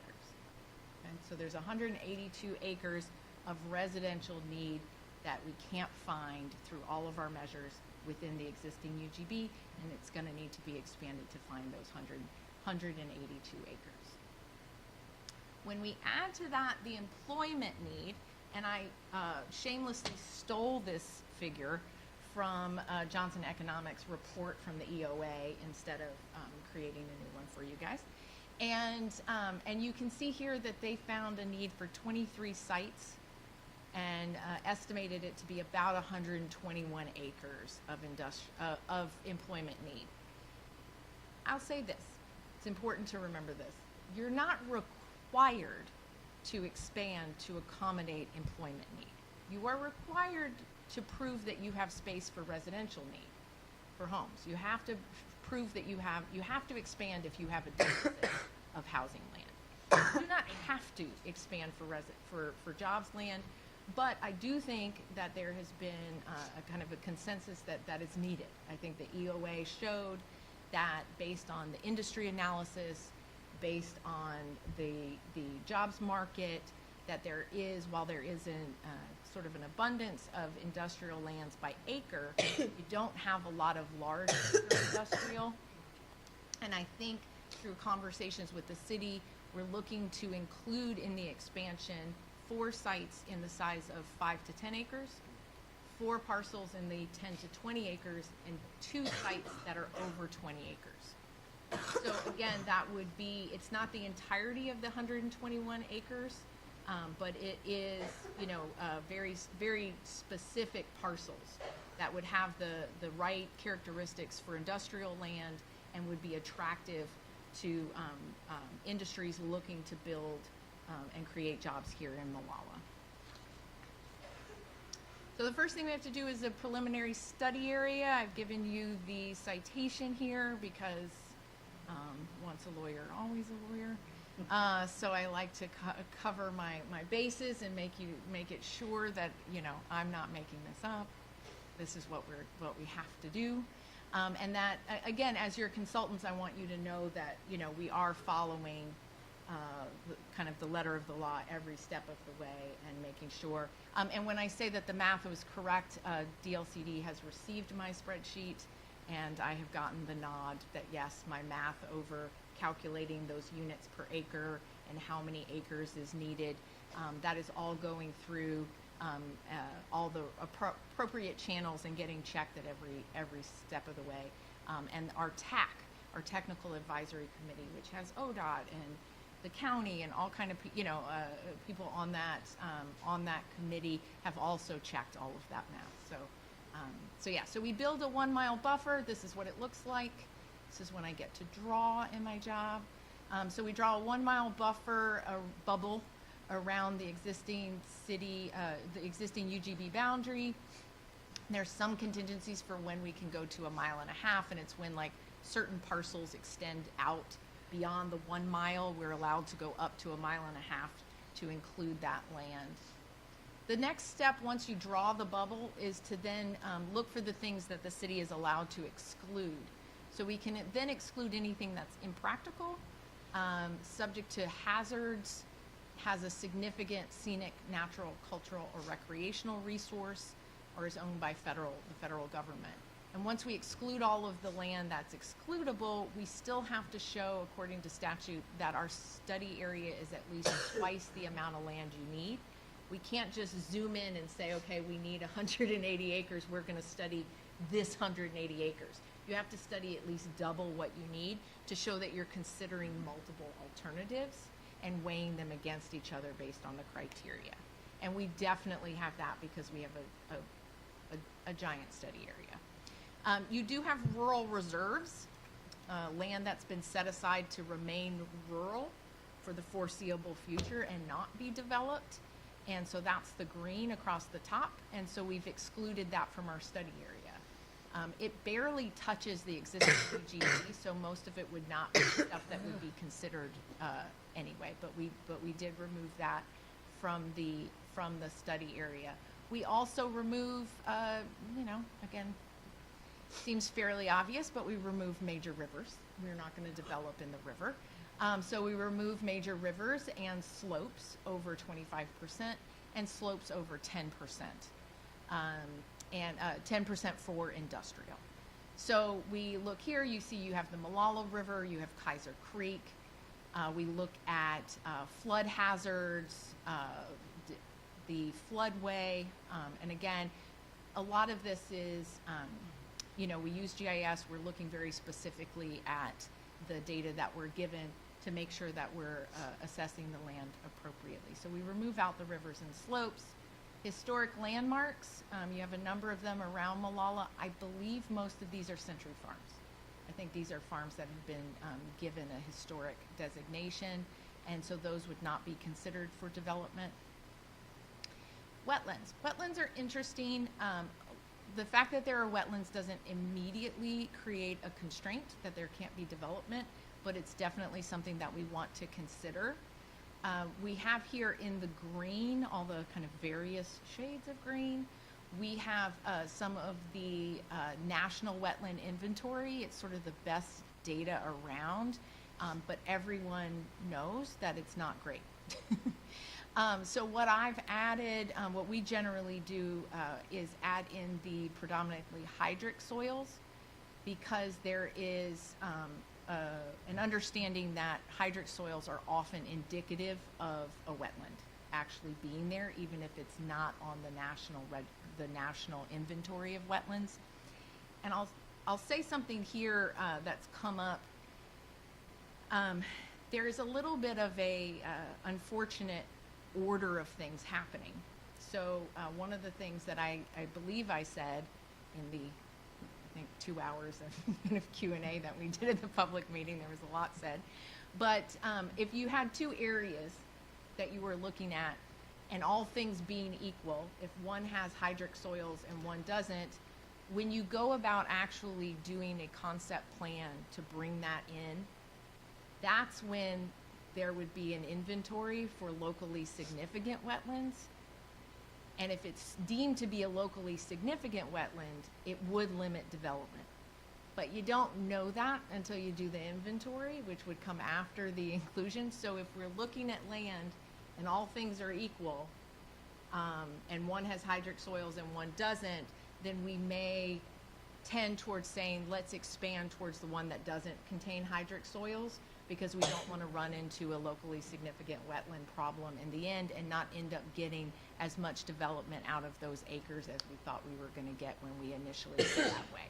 So it's good to keep hydric soils in mind, because it may turn out down the road to be a locally significant wetland. So I've mapped all of that information for you. Again, my job is to get you guys as much information and as much factual basis as I can for what to consider. So we end up with a final study area after we've excluded all of that. Then we go about parcel prioritization, which is not always easy for me to say in the evening. So I'll start with fourth priority. Fourth priority is our land of last resort. I think of it as our most precious. It is the one the land that we're trying to, of course the statute doesn't say precious, it says prime and unique soils. But again, it's that Oregon unique, soil that gives that unique quality farmland. Okay, so again, that's it doesn't mean you can't ever develop on it, but it's the land of last resort. It has to be that's where we're going to go to last. Third priority is still farmland. It's still resource land, but it's not considered that prime and unique soil. So again, there's still good farms here that are third priority, but they would be given a preference. You would want to develop there before you go to fourth priority land. Second priority is marginal lands. I won't go into what that means because Molalla doesn't have any marginal lands around Molalla. First priority is urban reserves, which you don't have, and something called exception lands. This is something that I think is important for people to understand. It's not something that people are generally, I'll be frank, they're not going to be super happy about it. Because you have 580 acres across the south that is considered exception land. And it's all to the south. And why is it exception land? Exception land means that it is land that has been granted an exception to a statewide planning, that should say goal. to a statewide planning goal. And I've listed the ORS, it's land subject to the exception is physically developed to the extent that it's no longer available for uses allowed, meaning this is land that has been accepted from the exclusive farm use. So this is land that they have said is being used primarily for urban uses, that it's being used primarily for residential, and it's never really going to be used as farmland. So that land has been rezoned to say that it doesn't have to be farmland. It doesn't have to be farmed. The flip side of that is, if that land has been exempted, say, from that requirement that it only be used for farmland, and they've been allowed to build homes and build residential on it, it then becomes the city's land of first resort, right? It's the land that you would go to first when you're looking to expand the urban footprint, because it's already being used as urban uses, and the county has already designated it as land that's never going to be farmed again, because the development that's happened on the land has really made it not compatible with farming. So there's not a list of all the exception land. You have to look at the zoning. You have to look at the county zoning. So I have here the county zoning, so you'll see all of the green, shades of green, are exclusive farm use or timber. Or ag forest land. And then we have something called farm forest 10 acre and rural residential farm forest 5 acre. And if we go back here, I've left the definitions for the county zoning of what that means. And again, I have to look at, as your consultant, I have to go and dig through the county zoning, and according to the state, if there's any zone land around in your study area that has been removed from exclusive farm use, that's where you have to go to first for your expansion. Yeah. So, question. Yeah. What you're talking about, you said land to the south. This is south of town where we have the elevation drop. Is this the land you're talking about? Yes. So with that being our first priority, it doesn't go into effect the infrastructure that it's going to take to get it to us? That's not a consideration? It does. Okay. It is our first resort for bringing in, but when we calculate, we can look at how suitable it is. Okay. And we can look at how developable it is, right? What is the reality of how much is actually going to get developed there? Is it an efficient way to go? So I'll go into the criteria, but it is your first priority land, and you have to have a really good reason. What's the elevation drop on that? Do you remember? I don't have it. I know the slope, because often what the numbers I end up getting are just the slope, and I think it's over 25% slope. I think it goes up to 30% slope at some places, but I don't know what that means in terms of an elevation drop. Do you remember the elevation drop? The drop. Mr. Zinder? I don't remember what it is either, but I do know that it's going to require a lot of pumping. Yeah. So That's yeah. right. So I'll show you. I'll show you where that comes into play. So here we have. So I've marked what's resource land, meaning it's high value farmland. So it's a low. We want to go to it next last. And the yellow is the exception land. I will note exception land to the west. There's kind of a long strip. That's an airfield. You're allowed to say that an airfield is not going to develop. So I'm not including that kind of chunk that's over to the west that's not included. What I'm talking about when I say 580 acres is that long swath across the southern border of the existing UGB. That one contingent, that one chunk. What's the strip across from the airfield? I don't know. I think that's another larger residential subdivision. Yeah, That's and over there. it's, On 211, west of town? Yeah. It's just, they're bigger acres, but I think there's, Oh, okay. Yeah. There's a few houses in there. I will say this, it's not touching the existing UGB, and the piece that it's touching that is exception land is the airstrip. So it's sort of like floating out there on its own. So we're allowed to say that we don't have to bring that in before we bring other stuff in, because it's not really practical. Because honestly, in order to get it, you'd have to bring in the farmland that's in between the UGB and that strip, because we're not going to do a cherry stem and just go get it. We looked at a similar justification actually with regards to the land to the south, because of the wetland chunks and Bear Creek chunks that are going through there. Our DLCD rep actually came up with a couple sort of out of the box solutions, and Yeah. that they got shot down. So, so you'll see here, I've got in the reddish color, we've got high value farmland. We've got the first priority land. You'll see some voided spaces that have no color. That's because those are third priority lands, mainly because they have slopes and have hydric soils and related to Kaiser Creek. And so some of the soil there is not as prime in terms of using it for farmland. But again, it's so far away that, you know, we wouldn't necessarily be required to go out and grab that third priority land before we bring in any fourth priority land, because it doesn't pass the straight face test. It's way out there on the other side of Kaiser Creek. And where does Coleman's Ranch fall into priority? Is it, It's right on the right side of the so green line. Coleman's falls into the high priority, high value farmland that we're not, Yes. okay. Is that here? Yeah. Coleman's is all that stuff to the east. Okay, Some of gotcha. it might even, no, that's not really. So I have all the definitions. Sorry, was somebody, go ahead. Can I ask you a quick question? of course. I know you've, in the previous maps, you have your hydric soils, which are all over. You don't even have to go back to that. I just had a Oh. question. Are hydric soils, been too many years since I've looked at this stuff, but, are hydric soils considered high-value farmland? They can be. So there's a type of, I'm so glad you asked that, because I learned this just for this question.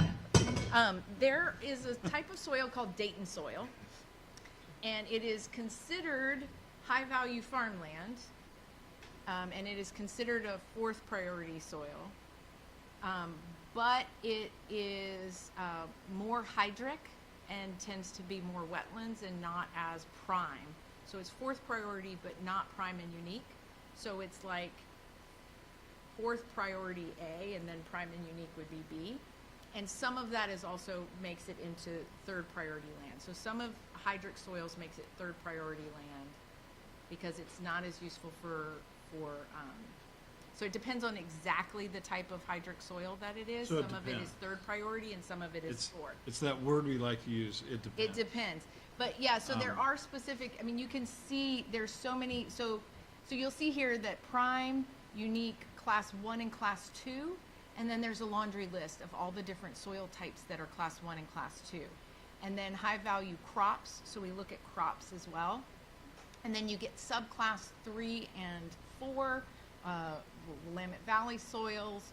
And so again, it's all about the soil, and it's all about how unique or how, again, I think of precious, but that's because I'm not a farmer. You know, how close are we going to try to protect that soil? And we give this classification, right? We go here first. And if there's none of that, then we're allowed to go here. And if there's none of that, or we've used that up, then we can go here. And it gets very specific. Right, so the maps you guys use, are they those ag maps that are from an airplane? We use the hydric soils. All I remember, Dan, do you remember where that layer? I know Jevra from DSL said that we were using the best possible data available, and we got the thumbs up that was the best we could do. I'm just wondering. But I know that there's the federal. USGS stuff. Yeah, there's the federal wetlands inventory, which I've been told is not very reliable. No. I think the hydric soils level is considered more reliable. But again, just because it's higher, it doesn't immediately tell you what priority it is, because then you have to dig in more in terms of what kind of soil Right. it is. Yeah, okay. So, so that's, I think, the question I have for that. So you'll see, we look at the crops, and we dig in. This is the part, and again, I'm glad that you brought that up, because this is the part where we really are looking for local input. I really need to know. I need farmers to show up to meetings and tell me, hey, the soil is this way or that way. If you come up and say, hey, the wetlands inventory isn't accurate, I'll say everyone knows that's probably the case. Somewhere, where? Can you show me where? Can we get something into the record that we can rely on, a testimony, something that says that this land is being used this way, or this soil is not being classified correctly? Because we can definitely take input and discussion. In many of these projects, I won't say many, but in some of these projects I've done, hours-long Zoom calls with local farmers and zoomed in on the map and said, okay, these parcels, how is it being used? What does that mean? Are you taking trucks down these roads? How often are you taking trucks down these roads? What would it mean to you to have a subdivision across the street? What would it mean to you, to your the profitability of your farm and the workability of your farm to be sharing this space with development? And that all that stuff can go into my analysis, and it can go into my report. It won't change what's exception land and what's not. That's that's by statute. But the soil is something that really the people who work the land every day know the soil better than I do. So on your parcel prioritization map, if I were to tell you I'm not sure I agree with the crops that are listed, Yes. Crops is also a very difficult thing to get good data on. because the area north of the city right there, I don't think has ever grown grapes. Yeah. So again, And I don't think there's any Christmas trees there right now. okay. So see And again. I don't think we have Christmas tree farms inside the city. Right. So one of the things that I do to present this information at the public meeting, at the PAC, at the TAC, here to Planning Commission, is exactly that, is to garner that type of reaction, that kind of granular ground truthing, because all I can do is get the USDA crops layer in GIS and download it and put it over a map of Molalla. But it really carries sway if when I come out to Molalla, you look at it and you say, that's not right. Then I can augment it, right? Well, I can add detailed information that's from ground. And I think we do need that kind of information, because those farms that are just north of town, if we did have the property owner sitting right there, they would tell you, I can't get anything to grow there. Yeah. And if it's such high value farmland, I'm not sure why I can't get anything to grow.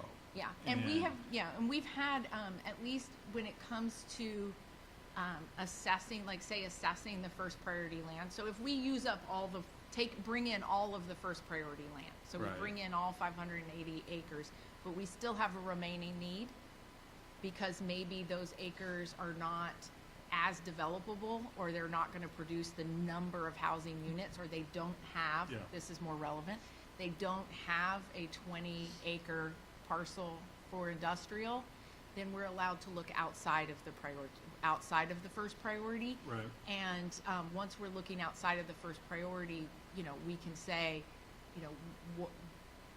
is this fourth priority land or is this third priority land? Is the soil, where is this land landing?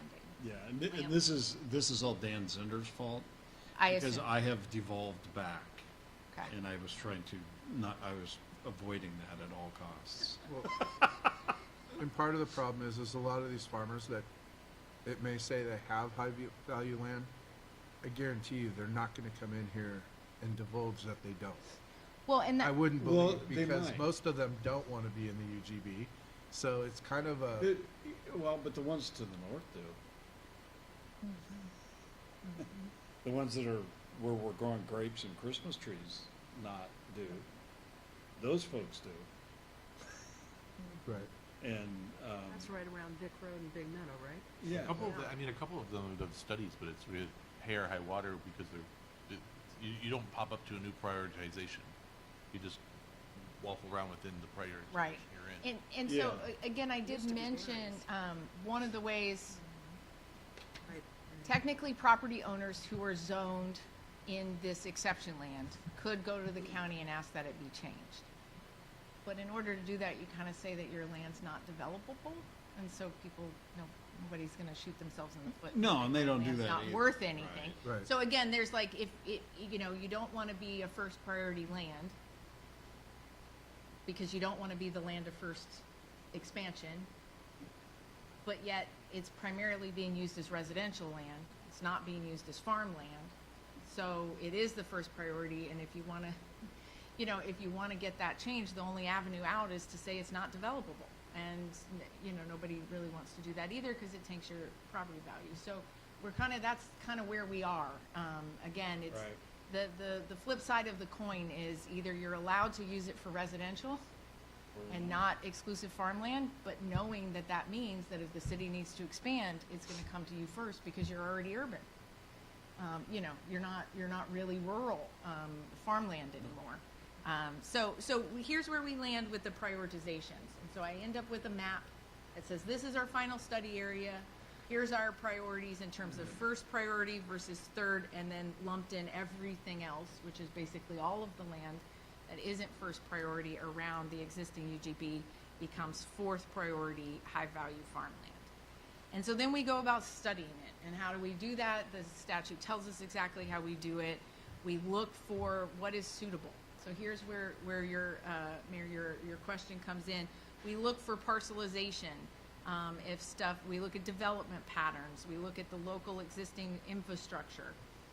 We look at land subject to statewide planning goal 5. If it's protected under planning goal 5 as a natural resource, then that may be part of our suitability analysis. If it's for industrial uses, say you're only expanding for industrial uses, you're able to say anything with more than 10% slope or smaller than 5 acres is not suitable. So say you only had first priority land, but it was all over 10% slope and smaller than 5 acres, you would be able to then go outside of the first priority land because that land's not suitable for the need that you have. Again, industrial uses, there's some specific, if the EOA had said, and I've done ones like this, that there's very specific site characteristics that the site has to have, and none of your first priority land is suitable, then you're allowed to move on to higher priority land. And we look at, if there's an existing cemetery, if we look at other, there's other things that limit the suitability for development. Doesn't mean the land doesn't come in. It just means it's not suitable. So in this case where you actually have a residential need and an industrial need, it's a little more complicated because you'd have to say it wasn't suitable for either of those uses in order for it not to satisfy the need. Once we then, here are our goal 14 factors, location factors. Again, this is the SWOT analysis that you do. You look at the efficient accommodation of land. And I think I have another slide on this a little bit lower, but you do efficient accommodation of land. You look at public facilities. Is it orderly and economic provision of public facilities? You look at the EESE, environmental, economic, social, and energy consequences of bringing it in. And then you look at compatibility, and this is where with nearby agriculture and forest, and this is where I've often relied on a lot of interviews with farmers to give me, how compatible with nearby agriculture is it to bring this land in. So in order to do that, we carve up our study area into chunks, officially called sub-areas, but we just try to group that first priority land into smaller chunks so that we can study it in a meaningful way. And so here we went ahead and created 7 sub-areas. This went through many different drafts. And on here I've given you the amount of acres that are included within each one. We've tried to group them in a way that makes sense and is practical. You'll see sub-area 1 is entirely city park that needs to come in. So we're going to consider it separate from any of the other land because it's going to have unique properties that are only apply to it. And then we'll take each sub-area and apply those Goal 14 location factors. One of the things, as I said, we look at parcelization, and since you're looking for employment land of a particular size, I've gone ahead and given a map that shows the various size. So you can look across that exception land in the south and you can see there's no real purple or pink. So there are no parcels in the first priority land that is appropriate for industrial development that is of that larger size. There are some that are 5 to 10 and some that are 10 to 20, but there's none of the big parcels. So because of that, I was able to justify drawing a bunch of more sub-areas for you guys. And again, some of this is because the grant I'm working under is to get you this analysis and sort of hand it over to you guys. And my hope was to get as much of the analysis for all of the land, even the land to the north that I think a lot of people are very interested because it makes sense to them that that's where the expansion should go. That's what I heard a lot at the public meeting. I wanted to go ahead and get as much of the analysis of that as on paper for you guys as possible. So we went ahead and drew sub-areas circling all of the UGB because again, I can't cherry pick, I can't say we're only going to study these 5 parcels. You have to show that you've really looked at everything. So we drew these sub-areas, and for the report that you'll end up with in June, it'll have some analysis on, again, the strengths and weaknesses of expanding into all of these sub-areas. And again, here That was the areas you were looking at going into? Yeah, well, we're looking at studying. I'm writing up the SWOT. I'm writing up the pros and cons. I will say anything outside of, given that the residential need is only for 190 or so acres, and you have 580 acres of first priority land across the south. It's 1 through 7, yeah. 1 through 7. The really detailed analysis is going to be on 1 through 7, because when I start to calculate how much housing capacity each of those sub-areas 1 through 7 has, I'm pretty sure we're going to hit 180 acres pretty quickly. So you're saying, there was a slide back, basically everything's Oh, gonna sorry. be to the south of that's what you're thinking everything's gonna be for our UGB? Except there are no 20-acre parcels for industrial down there, and your EOA says you need 2. So the report that I'm writing for you is envisioning doing a detailed SWOT analysis that says, how does sub-area 2 stack up against 5? Because you might not need them both, right? But if you go to 2, this is what your wetland situation is. This is what your infrastructure is. This is what your sewer, water, streets, access to schools, access to parks. I'll give you a detailed analysis of the pros and cons on all of those different characteristics for 2, 3, 4, 5, 6, and 7, and show you mathematically how much of your need can be accommodated in there. It would then be up to you down the road to decide, okay, maybe we take half of 7 and a little bit of 6, and we take these parcels from 5. This is not a beauty contest. There's not one winner, like, okay, we're going to take 2 and that satisfies our need. You can carve it up however you want. The sub areas are just for me to get you that analysis Right. in front of you, right? So I'm going to give you really detailed stuff. I'm assuming that when all the math is done on 1 through 7, you have satisfied your residential need and the smaller of the lots that you need for industrial. But what will probably still be remaining is that large lot industrial, at which point I will tell you which of these other acres, of these 8 through 19 seem to be the best contenders when we look at infrastructure, when we look at roads, when we look at the cost of public facilities, which of these are the best and which of them have the most constraints for that use.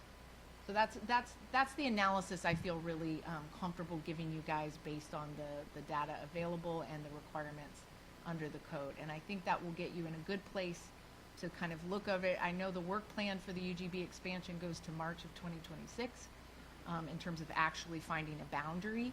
This is to get you parcel level analysis for all of your options based on the criteria that the state requires, which are pretty common sense, right? Environmental, what is it going to cost to give public infrastructure? What's it going to, you know, is it compatible with the surrounding uses? And I'll write all that up for you. But again, the 1 through 7, I think you're going to be able to meet your need there, except for that really large lot, large parcel industrial, which just doesn't exist down there. I think it's really sad because what we call the horn, you know, I believe if I'm not mistaken, was it lots 13 and 14 up there, Dan? No, the horn. Well, I see where the horn is, but if you Oh, go but, above it, yeah, Yeah. next to them, 12 yeah. and 13, Yeah. I believe are two property owners that have been wanting to get in the UGB. Yeah, for about 30 years. Right. Yeah, And so, and we stayed, you know, they came to the public meeting. right. We stayed and talked to them for No. an You know, hour or and so after. It just, Hear it. it's kind of mind numbing that we have to go through all these processes when we have property owners, especially larger property owners that want to be in it, but yet we have to go south. It doesn't make sense. And I would agree with you. Again, if I was giving exceptions out for land, I probably would do it differently. But it's not. You know, I think there was a time, and I think this is reflected in the Mollalla's comprehensive plan that specifically says that the city plans to develop and expand to the south. So I put that in my initial report that was like, hey, when you do this, you're going to also probably need to want to change that language in your comp plan, because it just doesn't seem that what was thought of 10, 15, 20 years ago as the future of the city has really happened. Right. And I think that, again, while I'm limited a bit because I have to look at the first priority land, I wanted to get you that analysis where I could draw sub areas, say 11, 12, 13, 14, 15, and when I write up how they stand up in terms of industrial uses, I'm going to have to write that they're right next to housing, that they're right up against, you know, and they're right on, you know, the commercial. I think there's the Safeway, and then there's, you know, and you kind of move up, and there's that actually, you know, whether or not they do make sense for industrial. I'll get to put all of that stuff in the report Right. for you. Well, and like 17 and 18 over here, those, I mean, in my world, are pretty much off the table, period. Just Yeah. because of the fact of what they provide to the city, not being in the city. Yeah, and I sorry, I keep jumping in. I get really excited. You're good. No, talking you're about fine. This. I don't mean You're to fine. cut you off. You're fine. I just sent, you saw I just sent you that, the Coleman's. Yeah, so yes, and so again, like details over the fact that there's like, Recycled water use on this property. right, there's a lease for recycled water use means that they're pretty much not gonna come in. But again, I have to make them a study area so that I can write that on paper. Okay. And say, okay, these are Okay. not, again, it's just for analysis, it's just to like again, sub area 1 is entirely a city park. Nobody is suggesting that not be Right. a park anymore, but I need to make it a sub area so that I can put on paper, hey, this is a park. This is a Right. city-owned park. This is why it's not gonna, it should come in because it should be part of the UGB because it's already a city-owned park, but it's gonna have 0 in terms of capacity to give you more housing. Yeah. So it comes in, but we still need to keep looking for more land until we hit that 180 acres of residential land and enough parcels to meet your industrial need. And if we've taken all of the first priority land, then we can start looking elsewhere. If we haven't taken it all, but what's left is not suitable, then we can look elsewhere. And when we talk about, because you may not need all of the 1 through 7 to get to 180 acres, we can talk about that elevation. Okay. We can talk about the cost of pumping, right? And say, yeah, maybe right here doesn't make sense or is expensive. I have been told that prohibitively expensive is a really high bar. That having to build another station or having to do doesn't mean it's off the table. Right, but It when does it's mean it's a 5 or conversation. 6, it's a little bit different. At Yeah. $2 million apiece, which takes away affordable housing, which doesn't follow along with what the governor's plan is. Exactly. And so I've created, my office has created a interactive sort of map with the city staff on Esri so that we can collaborate on this map where the city, and I'm leaning really heavy on Mac on this and he knows it, Public Works. He was great with the microphone answering everybody's questions about what the impact was on sewer and water, and particularly water. They've got a lot of questions on water. Do we have enough water for this? How is this going to, he was really great on that, on the questions. And so when I do the SWOT analysis of, say, how does 3 stand up against 7, a lot of those Public Works, that's information that comes from, city engineers, probably, it comes from you guys. So I've created basically this map. Here, I'll show you. And again, I think we've talked a lot about the public meeting. I'll just get through this quick so I can show you the map. But I did give out a handout at the meeting that was an FAQ front and back over what is a UGB, what are all the, try to answer everybody's questions on it. We also had a handout that had zoomed in maps that were in the PowerPoint, the maps of the study area, and I basically asked the public, here's an open-ended, what do you think question. What are the pros and cons of expanding that way? And please give us your feeling, give us your opinions about this, and turn it in. I only got a couple on paper, but I think that's because I told them that it was also online. Everybody hears that, and the paper goes, and they say, I'll do it tomorrow at home in the privacy of my home, and where I can think about it, which is great, because I want people to do it. We left the online version, which was an exact duplicate, again, open-ended. I'm not asking people on a 1 to 5, how do you feel about this? Is this better than that? Just open-ended. Type away. Give me your thoughts and feelings. What do you know about the land here, how it's being used, if it is a good candidate or a bad candidate for inclusion in the UGB. And I think last time I checked, I think we had around 30 responses online. That has closed. My staff's working on kind of exporting all of those, and I'm going to go through them as I write this up. Again, we really do want people involved. And so we did that, and then again, the public meeting, I thought it went well. If anybody was in attendance, we had about 100 people. It was sort of standing room only in the back. Again, we closed the survey on May 9th, so it was up for like 2 weeks and a couple of more days. I already made a few changes.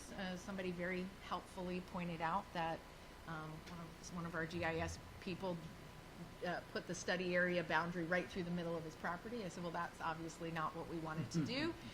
When I looked at it, it was not first priority land, and they were very vocal that they didn't want to be included, and they were sort of on the edge, and it's not first priority. So I said, well, there's no reason that this study area needs to be 82 acres. It can be 75 acres. We're just looking at the stuff right along the UGB anyway, and so we just carved them out. I just, again, that's feedback I want to know. I'm just sitting in my office drawing this stuff. If we hear, solid feedback from people, I want to be responsive to that. So we have already made some changes based on what we heard. What you'll see in the report will be something like this. It'll give you a zoomed in of each sub area. I included 2, which has lots of those hydric soils. Everyone should be very happy to see that. And I've given you a little bit of detail. So again, it'll say, hey, here's a page, here's your map, here's your goal, here's your location factor 1, which is efficient accommodation of need, which talks about its proximity to the existing UGB, right? Are we talking about stuff that's contiguous with the existing UGB? What's the parcel size like? Is it parcel size that's probably going to develop, or is it really parcelized small little chunks that's not going to be very developable? And how much actual developable land? So I have a massive spreadsheet, that looks at the GIS and spits out, if we take out all the constraints, if we take out the slopes, if we take out the roads, each of these parcels, how much of it is actually developable. And so then I'll be able to calculate the housing capacity based on that. And so that's what you can, and then we'll move on to the orderly and economic provision of public facilities, where I'll be collaborating a lot with the city over that. And then again, environmental, economic, social, we look at how close is it to schools. If this became you know, does it make sense? Is it close to a firehouse? Is it close to, you know, again, close to schools? Energy consequences. And then again, that last one, the fourth, is it, if this develops, is it compatible, or will it have a large or small impact on nearby agriculture or forest? And so again, that's where we kind of include that. And so like I said, this will give you the analysis. This is a way for me to organize the analysis, but you may decide, you know, from sub-area 2, we're only going to take these parcels, right? It doesn't mean you take the whole thing, right? This is just a way for me to give you, package the analysis for you. And so I'm meeting with the PAC and TAC next week. So we will talk to on some preliminary numbers and mapping of exactly those location factors in that detailed Goal 14 analysis with them next week. I'll talk to Planning Commission with a more finalized version of it June 4th, and then back and present to you guys on June 11th. And again, then you will have sort of two reports. One is the sufficiency of your UGB to accommodate your need, and the other is the Goal 14. How are we evaluating the land around? It's not the end of the story, it's just the end of the grant. So then you'll kind of have that, and then there'll be much more process to come, but at least you'll know that it's all based on factual basis, that we've engaged the community early, that hopefully we got information out to them over what the process is and what we're allowed to do and what we're not allowed to do, and where there's space for us to really use their input and information. That's all I have. So as we move through the end of this, not really the end. If you look at the map above Councilor Gilmer over there, and you think about Molalla, and what did Max say the comp plan was 41 years ago when it was first drafted? If you take yourself back in time, that would be back when Councilor Schenkel and Councilor Gilmer were running the mean streets of Molalla when they were young. Teenagers. But the city was what, 4,000 people, 3,000 people. All the mills were active. Right. Okay, and so it doesn't really surprise me that when the comp plan came in, if you think about the city there, that they may have, you know, and Molalla Forest Road was an active logging truck route at that time, and that kind of industrial development was part of the fabric of this community. So it doesn't surprise me that they thought everything would go south. Right. Okay, because everything grew around the mills, right? Well, that's not how the city is today. Change directions. It changed totally, you know, and the city grew during the recession. You know, the mills went out of town and the city grew in population. It didn't always happen that way for most cities, you know, and so I know that's part of it, and I think Violet's right. We should have gone back and said, we've got to take this language out, you know. But that's a question. I mean, I think about it differently than the folks that are saying that cost of infrastructure is not too high. And the reason why I think differently is because we're paying for it. We build it and we're paying for it. And there is a limit on what that is. And I think sometimes the folks that say, well, that's not that expensive, they're not building it and they're not paying for it. They don't see our budgets. They don't see the cost there.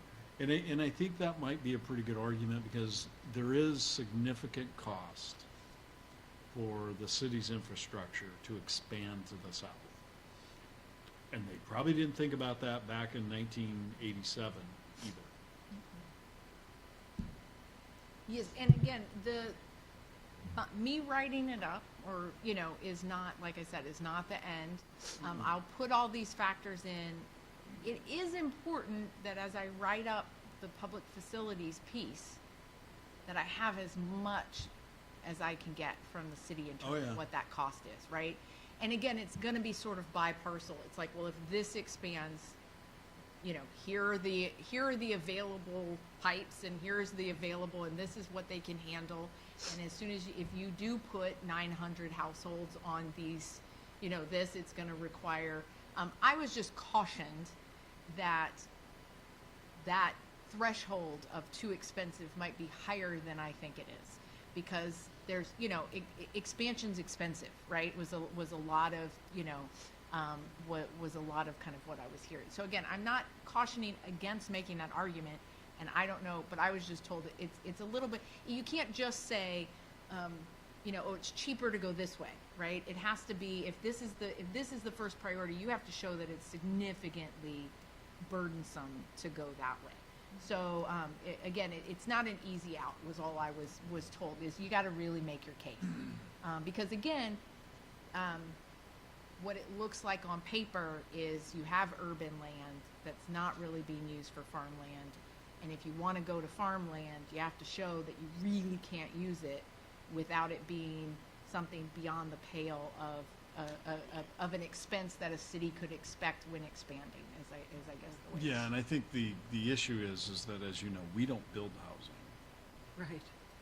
We're not the builders. It's, you know, the developer over there who comes in, and what does scare people away from building housing is the cost of the infrastructure they have to put in before they see a return on their investment. That's where the cost is. And, you know, if you have a market you're trying to hit, and what you're building is going to have to bring in something that's way above the market, you're not going to build it. So we'll be sitting on land that's never going to get developed. Well, that's what I think in the area to the south, but so Yeah, and I will say your city staff did an excellent job of making that argument with the state. I've been in many meetings where it was pointed out that says if you want affordable housing, it's not going to go there. Because it's going to be very expensive, and the only people who are going to be able to afford to do it is not the kind of housing that you're telling us you want. And so that argument and has they're been going to made. want larger lot sizes and everything else. Right. That argument has been made very articulately by city staff to state representatives, and so you know, that is a conversation piece. And I was encouraged to say, okay, then let's really dig into this first priority land and be as accurate as possible over the developability of it. Are there wetlands there, right? Can we get a landowner to come and provide a letter, or, you know, can we send somebody out to take pictures and say, actually, this land is not very suitable, and get that in the record so that we have the coverage to then look elsewhere where it makes more sense. So a lot of this is going to be about making the case within the framework that exists. and this might be who do we, two-part question, who do we make an appeal to? Would it be just straight to the governor at this point? I don't know. At this point, I don't think there's an appeal. I think there's, We're not quite there yet. we're not Well, there. no, But- whoever we Oh, need you to mean appeal like to. an appeal as in like a question or asking in advance? No, it's, if they force us to go to the south, if we want to make an appeal and say, hey, no, who's our last resort? Is it a letter to the governor or what? Because the second part of my question is, can we make sure there's time at the end of this process to be able to do that? Yeah. You know, as long as it can be on the radar just in case. Yes, ma'am. You're waving. I am. Please finish your statement, and then I have something I need to say. Okay. It would be nice to be able to have time scheduled in if we need to make an appeal. I know, Hold on one second. So before we go any further, council has started to really participate in discussion here. Mr. DiMeo-Ediger has been waiting very patiently to present his public comment, and now would be an appropriate time for us to call him up. So Come on up, sir. please, Thank you for being consider that. patient. Thank you, Mayor.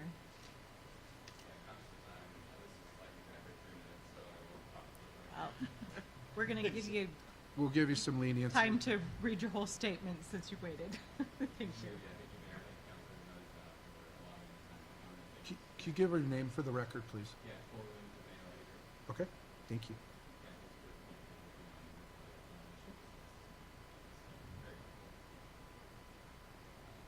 My name is Corwin DiMeo. My wife and I live south of town. It was technically sub-area 5, but the plan already approved the boundary sub-area prioritization plan. We live in a house built by the Whittle family in the 1800s. We love our home, our community, and the land where we live. As such, I'm compelled to share my initial concerns with the current prioritization of the southern exception lands, particularly sub-areas 2 through 7 and their compatibility with Oregon's Goal 14 location factors. While I fully understand that exception lands must be prioritized in the planning process, sub-areas 2 through 7 are practically misaligned with Mollalla's growth goals and are also broadly incompatible with Oregon's Goal 14 urbanization guidelines and mandated considerations. Sub-areas 3, 4, and 5 in particular present significant challenges and risks to ensuring cost-effective, methodical city expansion. For context, the southern sub-areas 2 through 7 are a patchwork of varying rural properties with single-family homes. These are generational farms, some ranches, agricultural businesses, oak groves, and other sensitive habitat. This area holds tremendous social, economic, and ecological significance. The Goal 14 urbanization guidelines, which are meant to provide for an orderly and efficient transition from rural to urban land use, to ensure efficient use of land, and to provide for livable communities, are fundamentally at odds with the selection of the exception lands in southern sub-areas as the priority for expansion.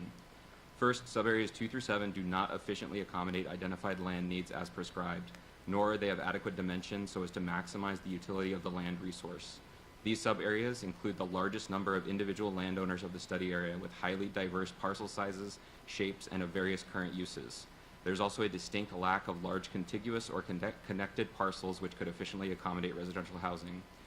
Cost-effective expansion into these areas would be wholly dependent on annexation of major boundary parcels to ensure adjoining acreage could also potentially be incorporated. There are also major buildability concerns with key sections of many of the larger parcels being persistent wetland or floodplain. Secondly, these areas are not conducive to the orderly and economic provision of public facilities and services. The diversity of lot sizes, their slope, and the layout of individual parcels all but guarantees a disjointed patchwork of annexed land, which complicates transportation, public safety, and provision of city services. The history of land use in this area has also resulted in a litany of boundary and property rights issues, incorrectly recorded utility and access easements, and shared wells, which would all need to be individually adjudicated. There is no path of least resistance for efficient expansion into these lands. Third, the comparative environmental, energy, economic, and social consequences of developing these areas vastly outweigh the potential benefits. Development of these areas would expedite the destruction of generational farms and local history, including settler homesteads and historic houses. These sub-areas also include large swaths of Bear Creek and other sensitive parts of the Molalla River watershed. Development would invariably harm critical habitat which supports the health of the Molalla River, the city's primary water source. Lastly, there's a stark incompatibility of the proposed urban uses with nearby agricultural and forest activities. Focusing on the exception lands in the southern sub-areas will place the burden of traffic, congestion, construction, public safety, and pollution on a single concentrated rural population. South Molalla Avenue, Sawtell, and Matthias are already dangerous due to the mixture of agricultural vehicle traffic, which includes tractors and log trucks, increasing congestion by motorists bypassing highways 211 and 213, pedestrians, and bikers. Access to many of these sub-areas are also limited by narrow roads with no shoulders or room for expansion, or by single-lane gravel roads. In summary, the prioritization of these areas is impractical and does not align with the mandatory Oregon Administrative Rural Urbanization Guidelines. It disproportionately harms the largest number of individual landowners, would be unnecessarily ecologically destructive, and would be catastrophic for rural quality of life in the communities south of town. Ignoring the reality of these issues opens the current plan to credible objection and appeal if it moves forward as proposed. Thank you. Thank you. Thank you. Very well said. Corwin, would you email me tomorrow your statement that you read this evening? Yeah. Thank you. Is it what you emailed me? I modified it a tiny bit. Okay. Hey, can we Alright. get that to Send the Violet? new one. Thank you. I Is will that share something you can go over to, Violet? Oh, I can say that. Thank you for your I thought that was- comments too. It was very well said. Yes, thank you. And Appreciate I think your waiting. that is doing a fair amount of my job for me. In you know, very methodically going through the location factors. It's exactly the kind of stuff that we need to be considering in our analysis when we look at the potential of that land. I will say a lot of it, again, based on the framework of the rules, doesn't necessarily go to not including it. What it goes to is lowering your expectation that that land would get developed. Because if you have smaller parcels with, you know, individual landowners, I think everything that was said was correct in terms of like that's not necessarily going to create development. You're just going to maybe be including people who, again, if you're a property owner and you're not planning to sell and you're not planning to develop your land, not much would change. But again, those other parcels might. Now, there is a calculation when I do the housing capacity, when I look at a sub area, you know, if I look at sub area 5 and the math is a little technical, but the math is if there's a house on 1 acre, we assume it's going to stay and it's not developable at all. If there's a house that's on 1 to 2 acres, the development capacity of that parcel is listed as 1, that there might be 1 additional house that might be added to those 2 acres over the next 20 years. It's everything above, every parcel above 2 acres and more that we would then apply the single family zoning of 5 units an acre. And that's how I calculate and say, okay, so if we bring in sub area 5, how much housing can we actually expect to happen in the next 20 years to accommodate the need? And it may be that if it's very parcelized, that's, you know, location factor 1, it may be that if it's very parcelized that it has a really low efficiency, right, of actually meeting your need. Under the law, it doesn't mean it doesn't come in. It just means that it might come in and you've only done a little bit of meeting your need, therefore you're allowed to look elsewhere. So again, it's about getting to that, accommodating your need. But again, it doesn't mean that the boundary wouldn't include it. It just means that it would be given a low capacity in terms of how much of your need it would meet, and that would then open the ability to look elsewhere. Also, I will say in terms of and again, I don't love being the bearer of bad news or telling people, you know, and I do think I'm very open to getting these details and adding it into my argument for how it stands up, right? And I think I wasn't prepared tonight to give you necessarily the logistics of when things are appealable or when decisions happen. But again, I think if you make a decision to go in a direction, I think it goes to DLCD and they have some time to respond. And if they say, no, that's not appropriate, I'm sure there's then that decision would probably then be appealable. But again, you would go through this whole process. Once you then expand the boundary, then you go through the whole process of concept planning, where you look at all of it and say, well, then what are we going to zone it, right? How are we going to use it? And then as development happens in the future, this came up at the public meeting, somebody said, okay, well, you say you're expanding for single family homes, and that might be fine, but what's to stop somebody from putting, you know, an apartment, you know, a very, a lot of density right around my property? And I said, well, you know, and I think Mac answered that as well, but again, it would be an application, you know, the development application or the zone change application to do something outside of what was planned would then come before, you know, the planning commission and would have to get approved, and you'd have to have a reason. And again, we're talking maybe 20 years down the road. A lot can change, you know, as you just said, in terms of which direction cities grow. And so again, a lot of this is not building homes now. It's expanding the boundary to say, where are we going to allow people to develop their land? You know, and so, and I said this at the meeting, and it didn't get a lot of love in the room. But again, you put a microphone in front of me, and I'm going to just be as transparent as possible. I feel for people who say it's, you know, the quiet enjoyment of their property. I agree with that. But I also, you know, there's also neighbors who come and say, I want to, you know, I own my land. I want to be able to do, and right now I can't do anything with it unless I farm it.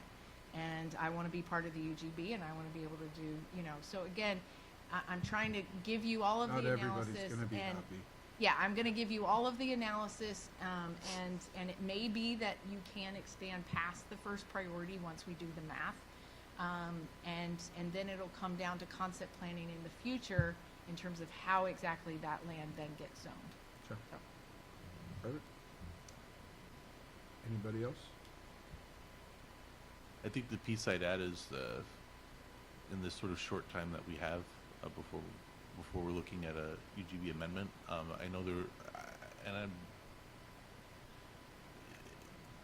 there are some potential chances to make some appeals to the, not appeals, but appeal to, you know, our representatives and to the governor's office. And I know assistant city manager is working on that.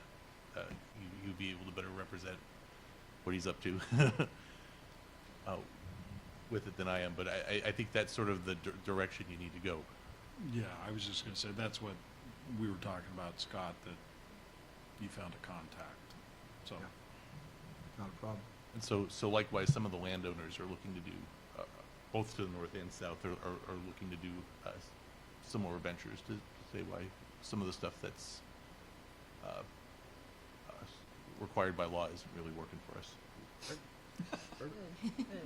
Yeah, and again, Sorry, that was I will funny. say, I've been very impressed, both with the public, and I really welcome public comment, and I'm really impressed that people are putting this in and putting it in writing and sending it, because then I can cite it and I can quote it, and I can use that information in the analysis. You know, again, my job here is to present it all, and give you every avenue available. I will say the city's done a great job of getting people onto our TAC. You know, like I said, we've got ODOT, we've got other DSL, we've got DLCD. DLCD rep came to the public meeting. She's been in every PMT call we've had. I've invited her supervisor to come in and weigh in on my math and say, hey, am I getting the nod that this is good and we can move ahead? You know. And again, a lot of people are hearing about this issue. They're seeing the discrepancy here, and are really trying to help us think creatively about really documenting the difficulty with going to the south, so that we have the case to go beyond. So again, I think everybody's been really interested in working through that process and trying to think through all of the ways that we can do this technically and yet still get the outcome that people want. Any other questions, comments? All right. Well, thank you for your presentation. Thank you for your guys' comments. Really appreciate you guys. This is what we're all about, is listening to you. All right. Moving on. Thank you for coming tonight. Thank you. Next, staff communication. Mr. Zinder, do you have anything else to report tonight? Nothing else tonight. All right. Christy. All right, Mayor and Council, thank you. So at this evening, you will find at your seats your budgets hot off the press. Very exciting. So we will all be here, same time, same place next week. We'll start at 6:30, and we'll have the budget committee with us, and it will be Mr. Huff and myself, and all of the department heads will be here for that meeting in addition. And then just my last reminder, I set copies of your bios at your seats. Also, we are closing in on our website update design, and so that's just a little kind of a look at a glance of what that's going to look like. And if you have any updates, we talked about it briefly in between meetings, but I always think a deadline is kind of helpful for you all. So if I could have those by Wednesday, May 8th, you can either submit them to me via email, or you can bring them to me at the city council meeting that night. That'll give us a couple of days to make. You said May 8th? Ha! How about if we put a 20 in front of it? Okay. It's late. Oh, good. May 28th. Thank you. It's just keeping you on your toes, Mayor. Oh, Making good. sure you're really observing. Just in pain. It's all good. May 28th, please. That would be great. And that's all I have. Thank you all. Thank you. Mr. Huff? Just a couple of things with, as it relates to the budget.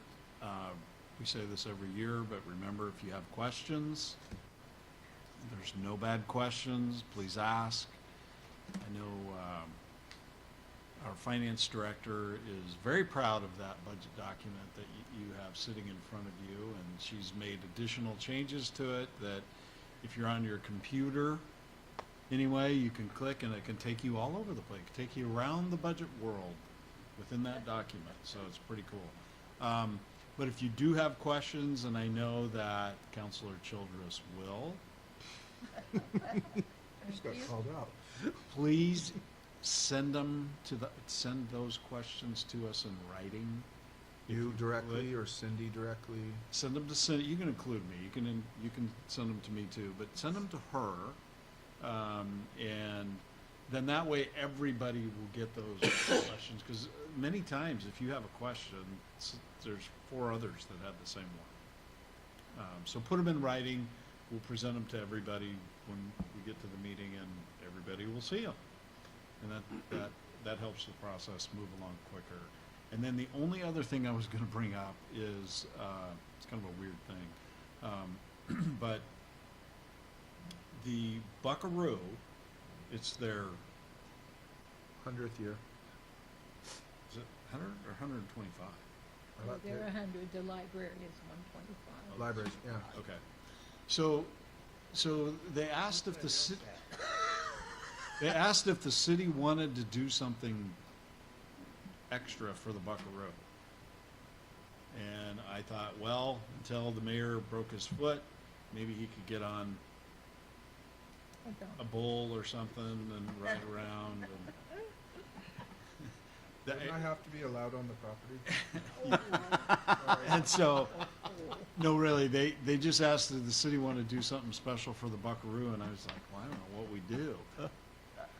I have no idea, but I was thinking, the only thing I was thinking, you all can think about this, if it's a bad idea, it's like, I don't know what we're gonna do, and he'll be fine.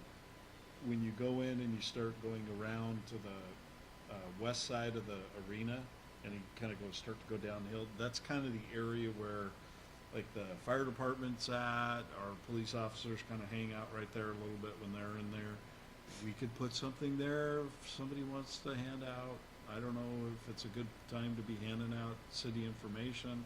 Doesn't seem like it is, but nobody's there to listen to the city at that point, so. Maybe they have some ideas. I don't know. I'm asking. If Yeah. nothing comes up, I don't think we're gonna hurt anybody's feelings. That's all I have. I apologize for the bad jokes. Oh, that was awesome. Anything else, sir? Nope. All right, Councilor Bartholomew, anything to report tonight, sir? Yes, I'm gonna look right in the camera there, audiovisual guys. Just want to announce that today was the Molalla Public Library's 125th birthday today, May 14th, and they had a lot of activities there today. So happy birthday, Molalla Library. That's right. Thank you, sir. Councilor Gilman? Councilor Schenkel? Nothing tonight. All right. Councilor Childress? Well, I'll just give a brief report. Some of us did attend the League of Oregon Cities Spring Conference a couple of weeks ago. And the League of Oregon Cities, what they do for for the cities of Oregon, one of the things is keep up with upcoming laws or laws that have been passed by the state and what they mean to us and what we need to do, things of that nature, and they lobby for us. But we learned a lot of new things on that because it takes a lot of work to keep up on every little detail. And so we brought back some good information. Your money by sending us over there was very well spent. And it's also a time where we can talk to other cities of our size, smaller, larger, how they deal with certain things, and it's helpful, to just get some feedback. You find out you're not doing so bad after all, or you find out, yeah, we already did that. in one particular class, we got a lot of interest in the Molalla Current because we reported out that we had done that for community outreach, and there were a lot of people writing down the web address. So that made us really proud of that. And we had a really good spring cleanup. We served. You don't remember the numbers. I'm not sure that I have it. It really was so long ago in today's world. It things didn't seem happen. like there was as much. But there was when we got the car count, and we'll have that for you because we were averaging on Friday, we averaged 51 cars per hour, or 51, not cars, trust me, trucks with trailers and everything else per hour, and that's pretty fast. On Saturday, we upped that to 70 per hour. And I want to thank those of you here on the council who came out and poured out some blood, sweat, and tears on helping people unload their wares and all of that. We appreciated it very much. So it was another successful event brought to you by the City of Molalla and B&B Leasing. That's it. I'd like to add one thing, is a lot of these events like you guys put on, the one thing that was really missing was volunteers. And I'd like to see more volunteerism from the community. They always love this. They love coming out. They love bringing their trash. Jason gets a little tired of all the metal, but he does it and gets it done. So if the community wants these events, they gotta help. It takes volunteers. It takes more than just these two ladies putting this together. So next year it'd be really nice to see more of the community step up to help and be involved in this, because it does take the load off of them. Some of us can't be there on Friday because of our day jobs. So there's always a need, especially on Fridays, for people to come out. Saturday, I think we had the one lady doing mattresses, but the rest of it was the council running everything. And I'd like to see more community involvement because the community loves it so much and they want everything. Gotta help us, guys. You really gotta help. So, but appreciate everything you two did. It wouldn't be what it is without you. Council President Vermillion. Thank you. And to piggyback and help Councilor Childress out, you texted me that Saturday that we served 568 cars. The Saturday. On Saturday. That's So, and that was an average of 71 per hour. That's So I just wanted to interject that to help. Thanks. And this year at our LOC annual conference, that Friday, high school students are going to be invited to join. They're going to be able to mingle and attend the different sessions and networking groups. And it's a great opportunity for that youth to be a part of that learning experience about learning local government. So I don't know if maybe our liaisons to the school district might want to mention something to them.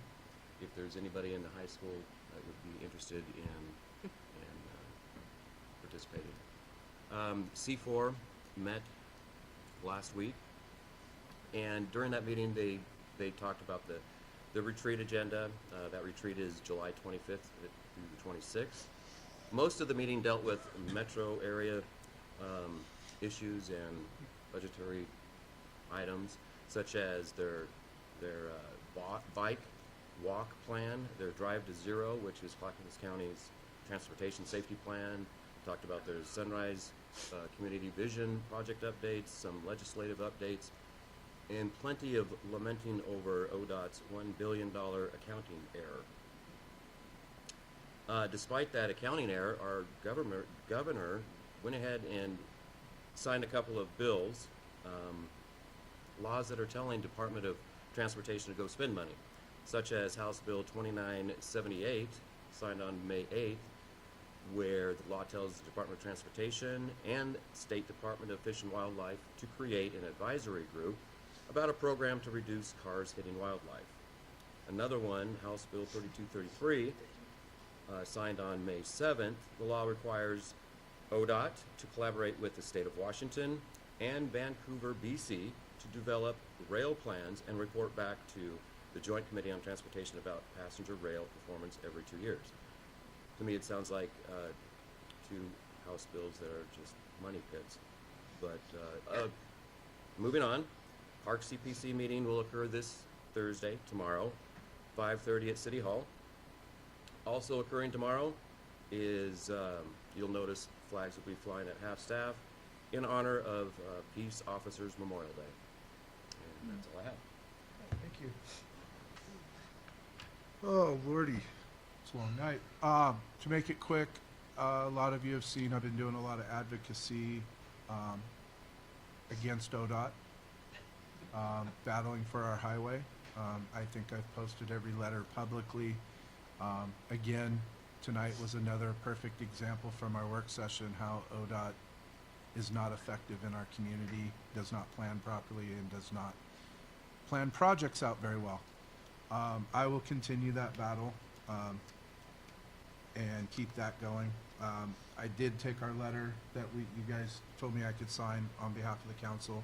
It had a great response at the LOC conference. There were a lot of mayors that and council members that I believe woke up to the fact that we all kind of came to the same conclusion. We're all getting treated the same way, but yet, you know, East Multnomah County is wanting a budget plan to go through so ODOT can fix their roads. And my statement to them was, you can get in line. We've been waiting 20 years.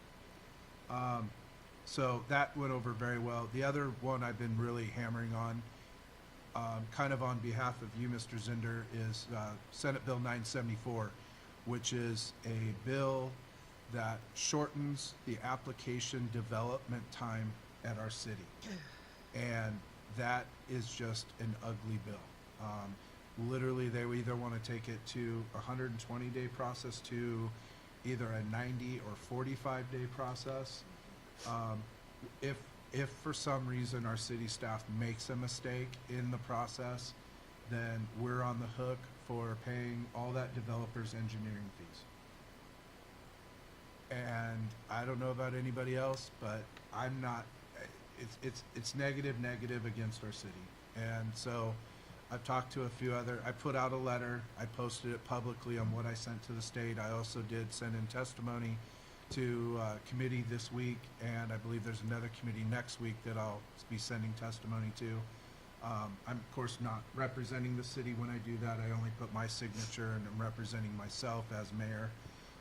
But this is an ugly thing, and if it does pass, you know, I've talked to a few other cities on ideas that I'll bring to council that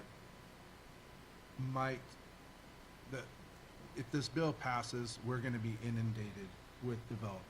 And it's going to be development's going to be doing this to hopefully catch us off guard, and hopefully we make a mistake. Well, hopefully I have a plan that if it does pass, I can bring to council and we can temporarily do some things that will slow that process down for a bit. And the opportune word is temporarily. It wouldn't be anything permanent, but I will keep advocating, and as I see these bills that are dangerous to our city, our Public Works Department, and our staff, I will be advocating for them, especially since I have the next few weeks sitting on the couch. So, I have nothing else. I will say that you've gotten a lot done the last week, sitting on your couch. I have. I have. Pretty proud. My wife says I'm not getting anything done. Yeah. I agree with her. Nothing's getting done at home. But staff, thank you. You guys put a great packet together. You guys, I've been running at maximum speed, and the hits keep coming, and you guys don't miss a beat. And really appreciate your guys' hard work and keeping everything in line. You know, Christy, this website you're putting together with your crew, great job. Looking forward to seeing that. And, you know, Mr. Zinder, I know you guys are on maximum overload, and really appreciate all your work and your staff's work over there, making sure that, you know, this UGB and that, you know, people only get to see the UGB side going on right now. They don't see the everyday stuff that you're also dealing with, that you have to deal with applications and everything else. So thank you for all your hard work, and thank your staff from us too. Thank you, Mayor. So without further ado, I will end this, if there's no, what is that term? If there's anything else for the good of the order, I will adjourn this meeting at 9:16.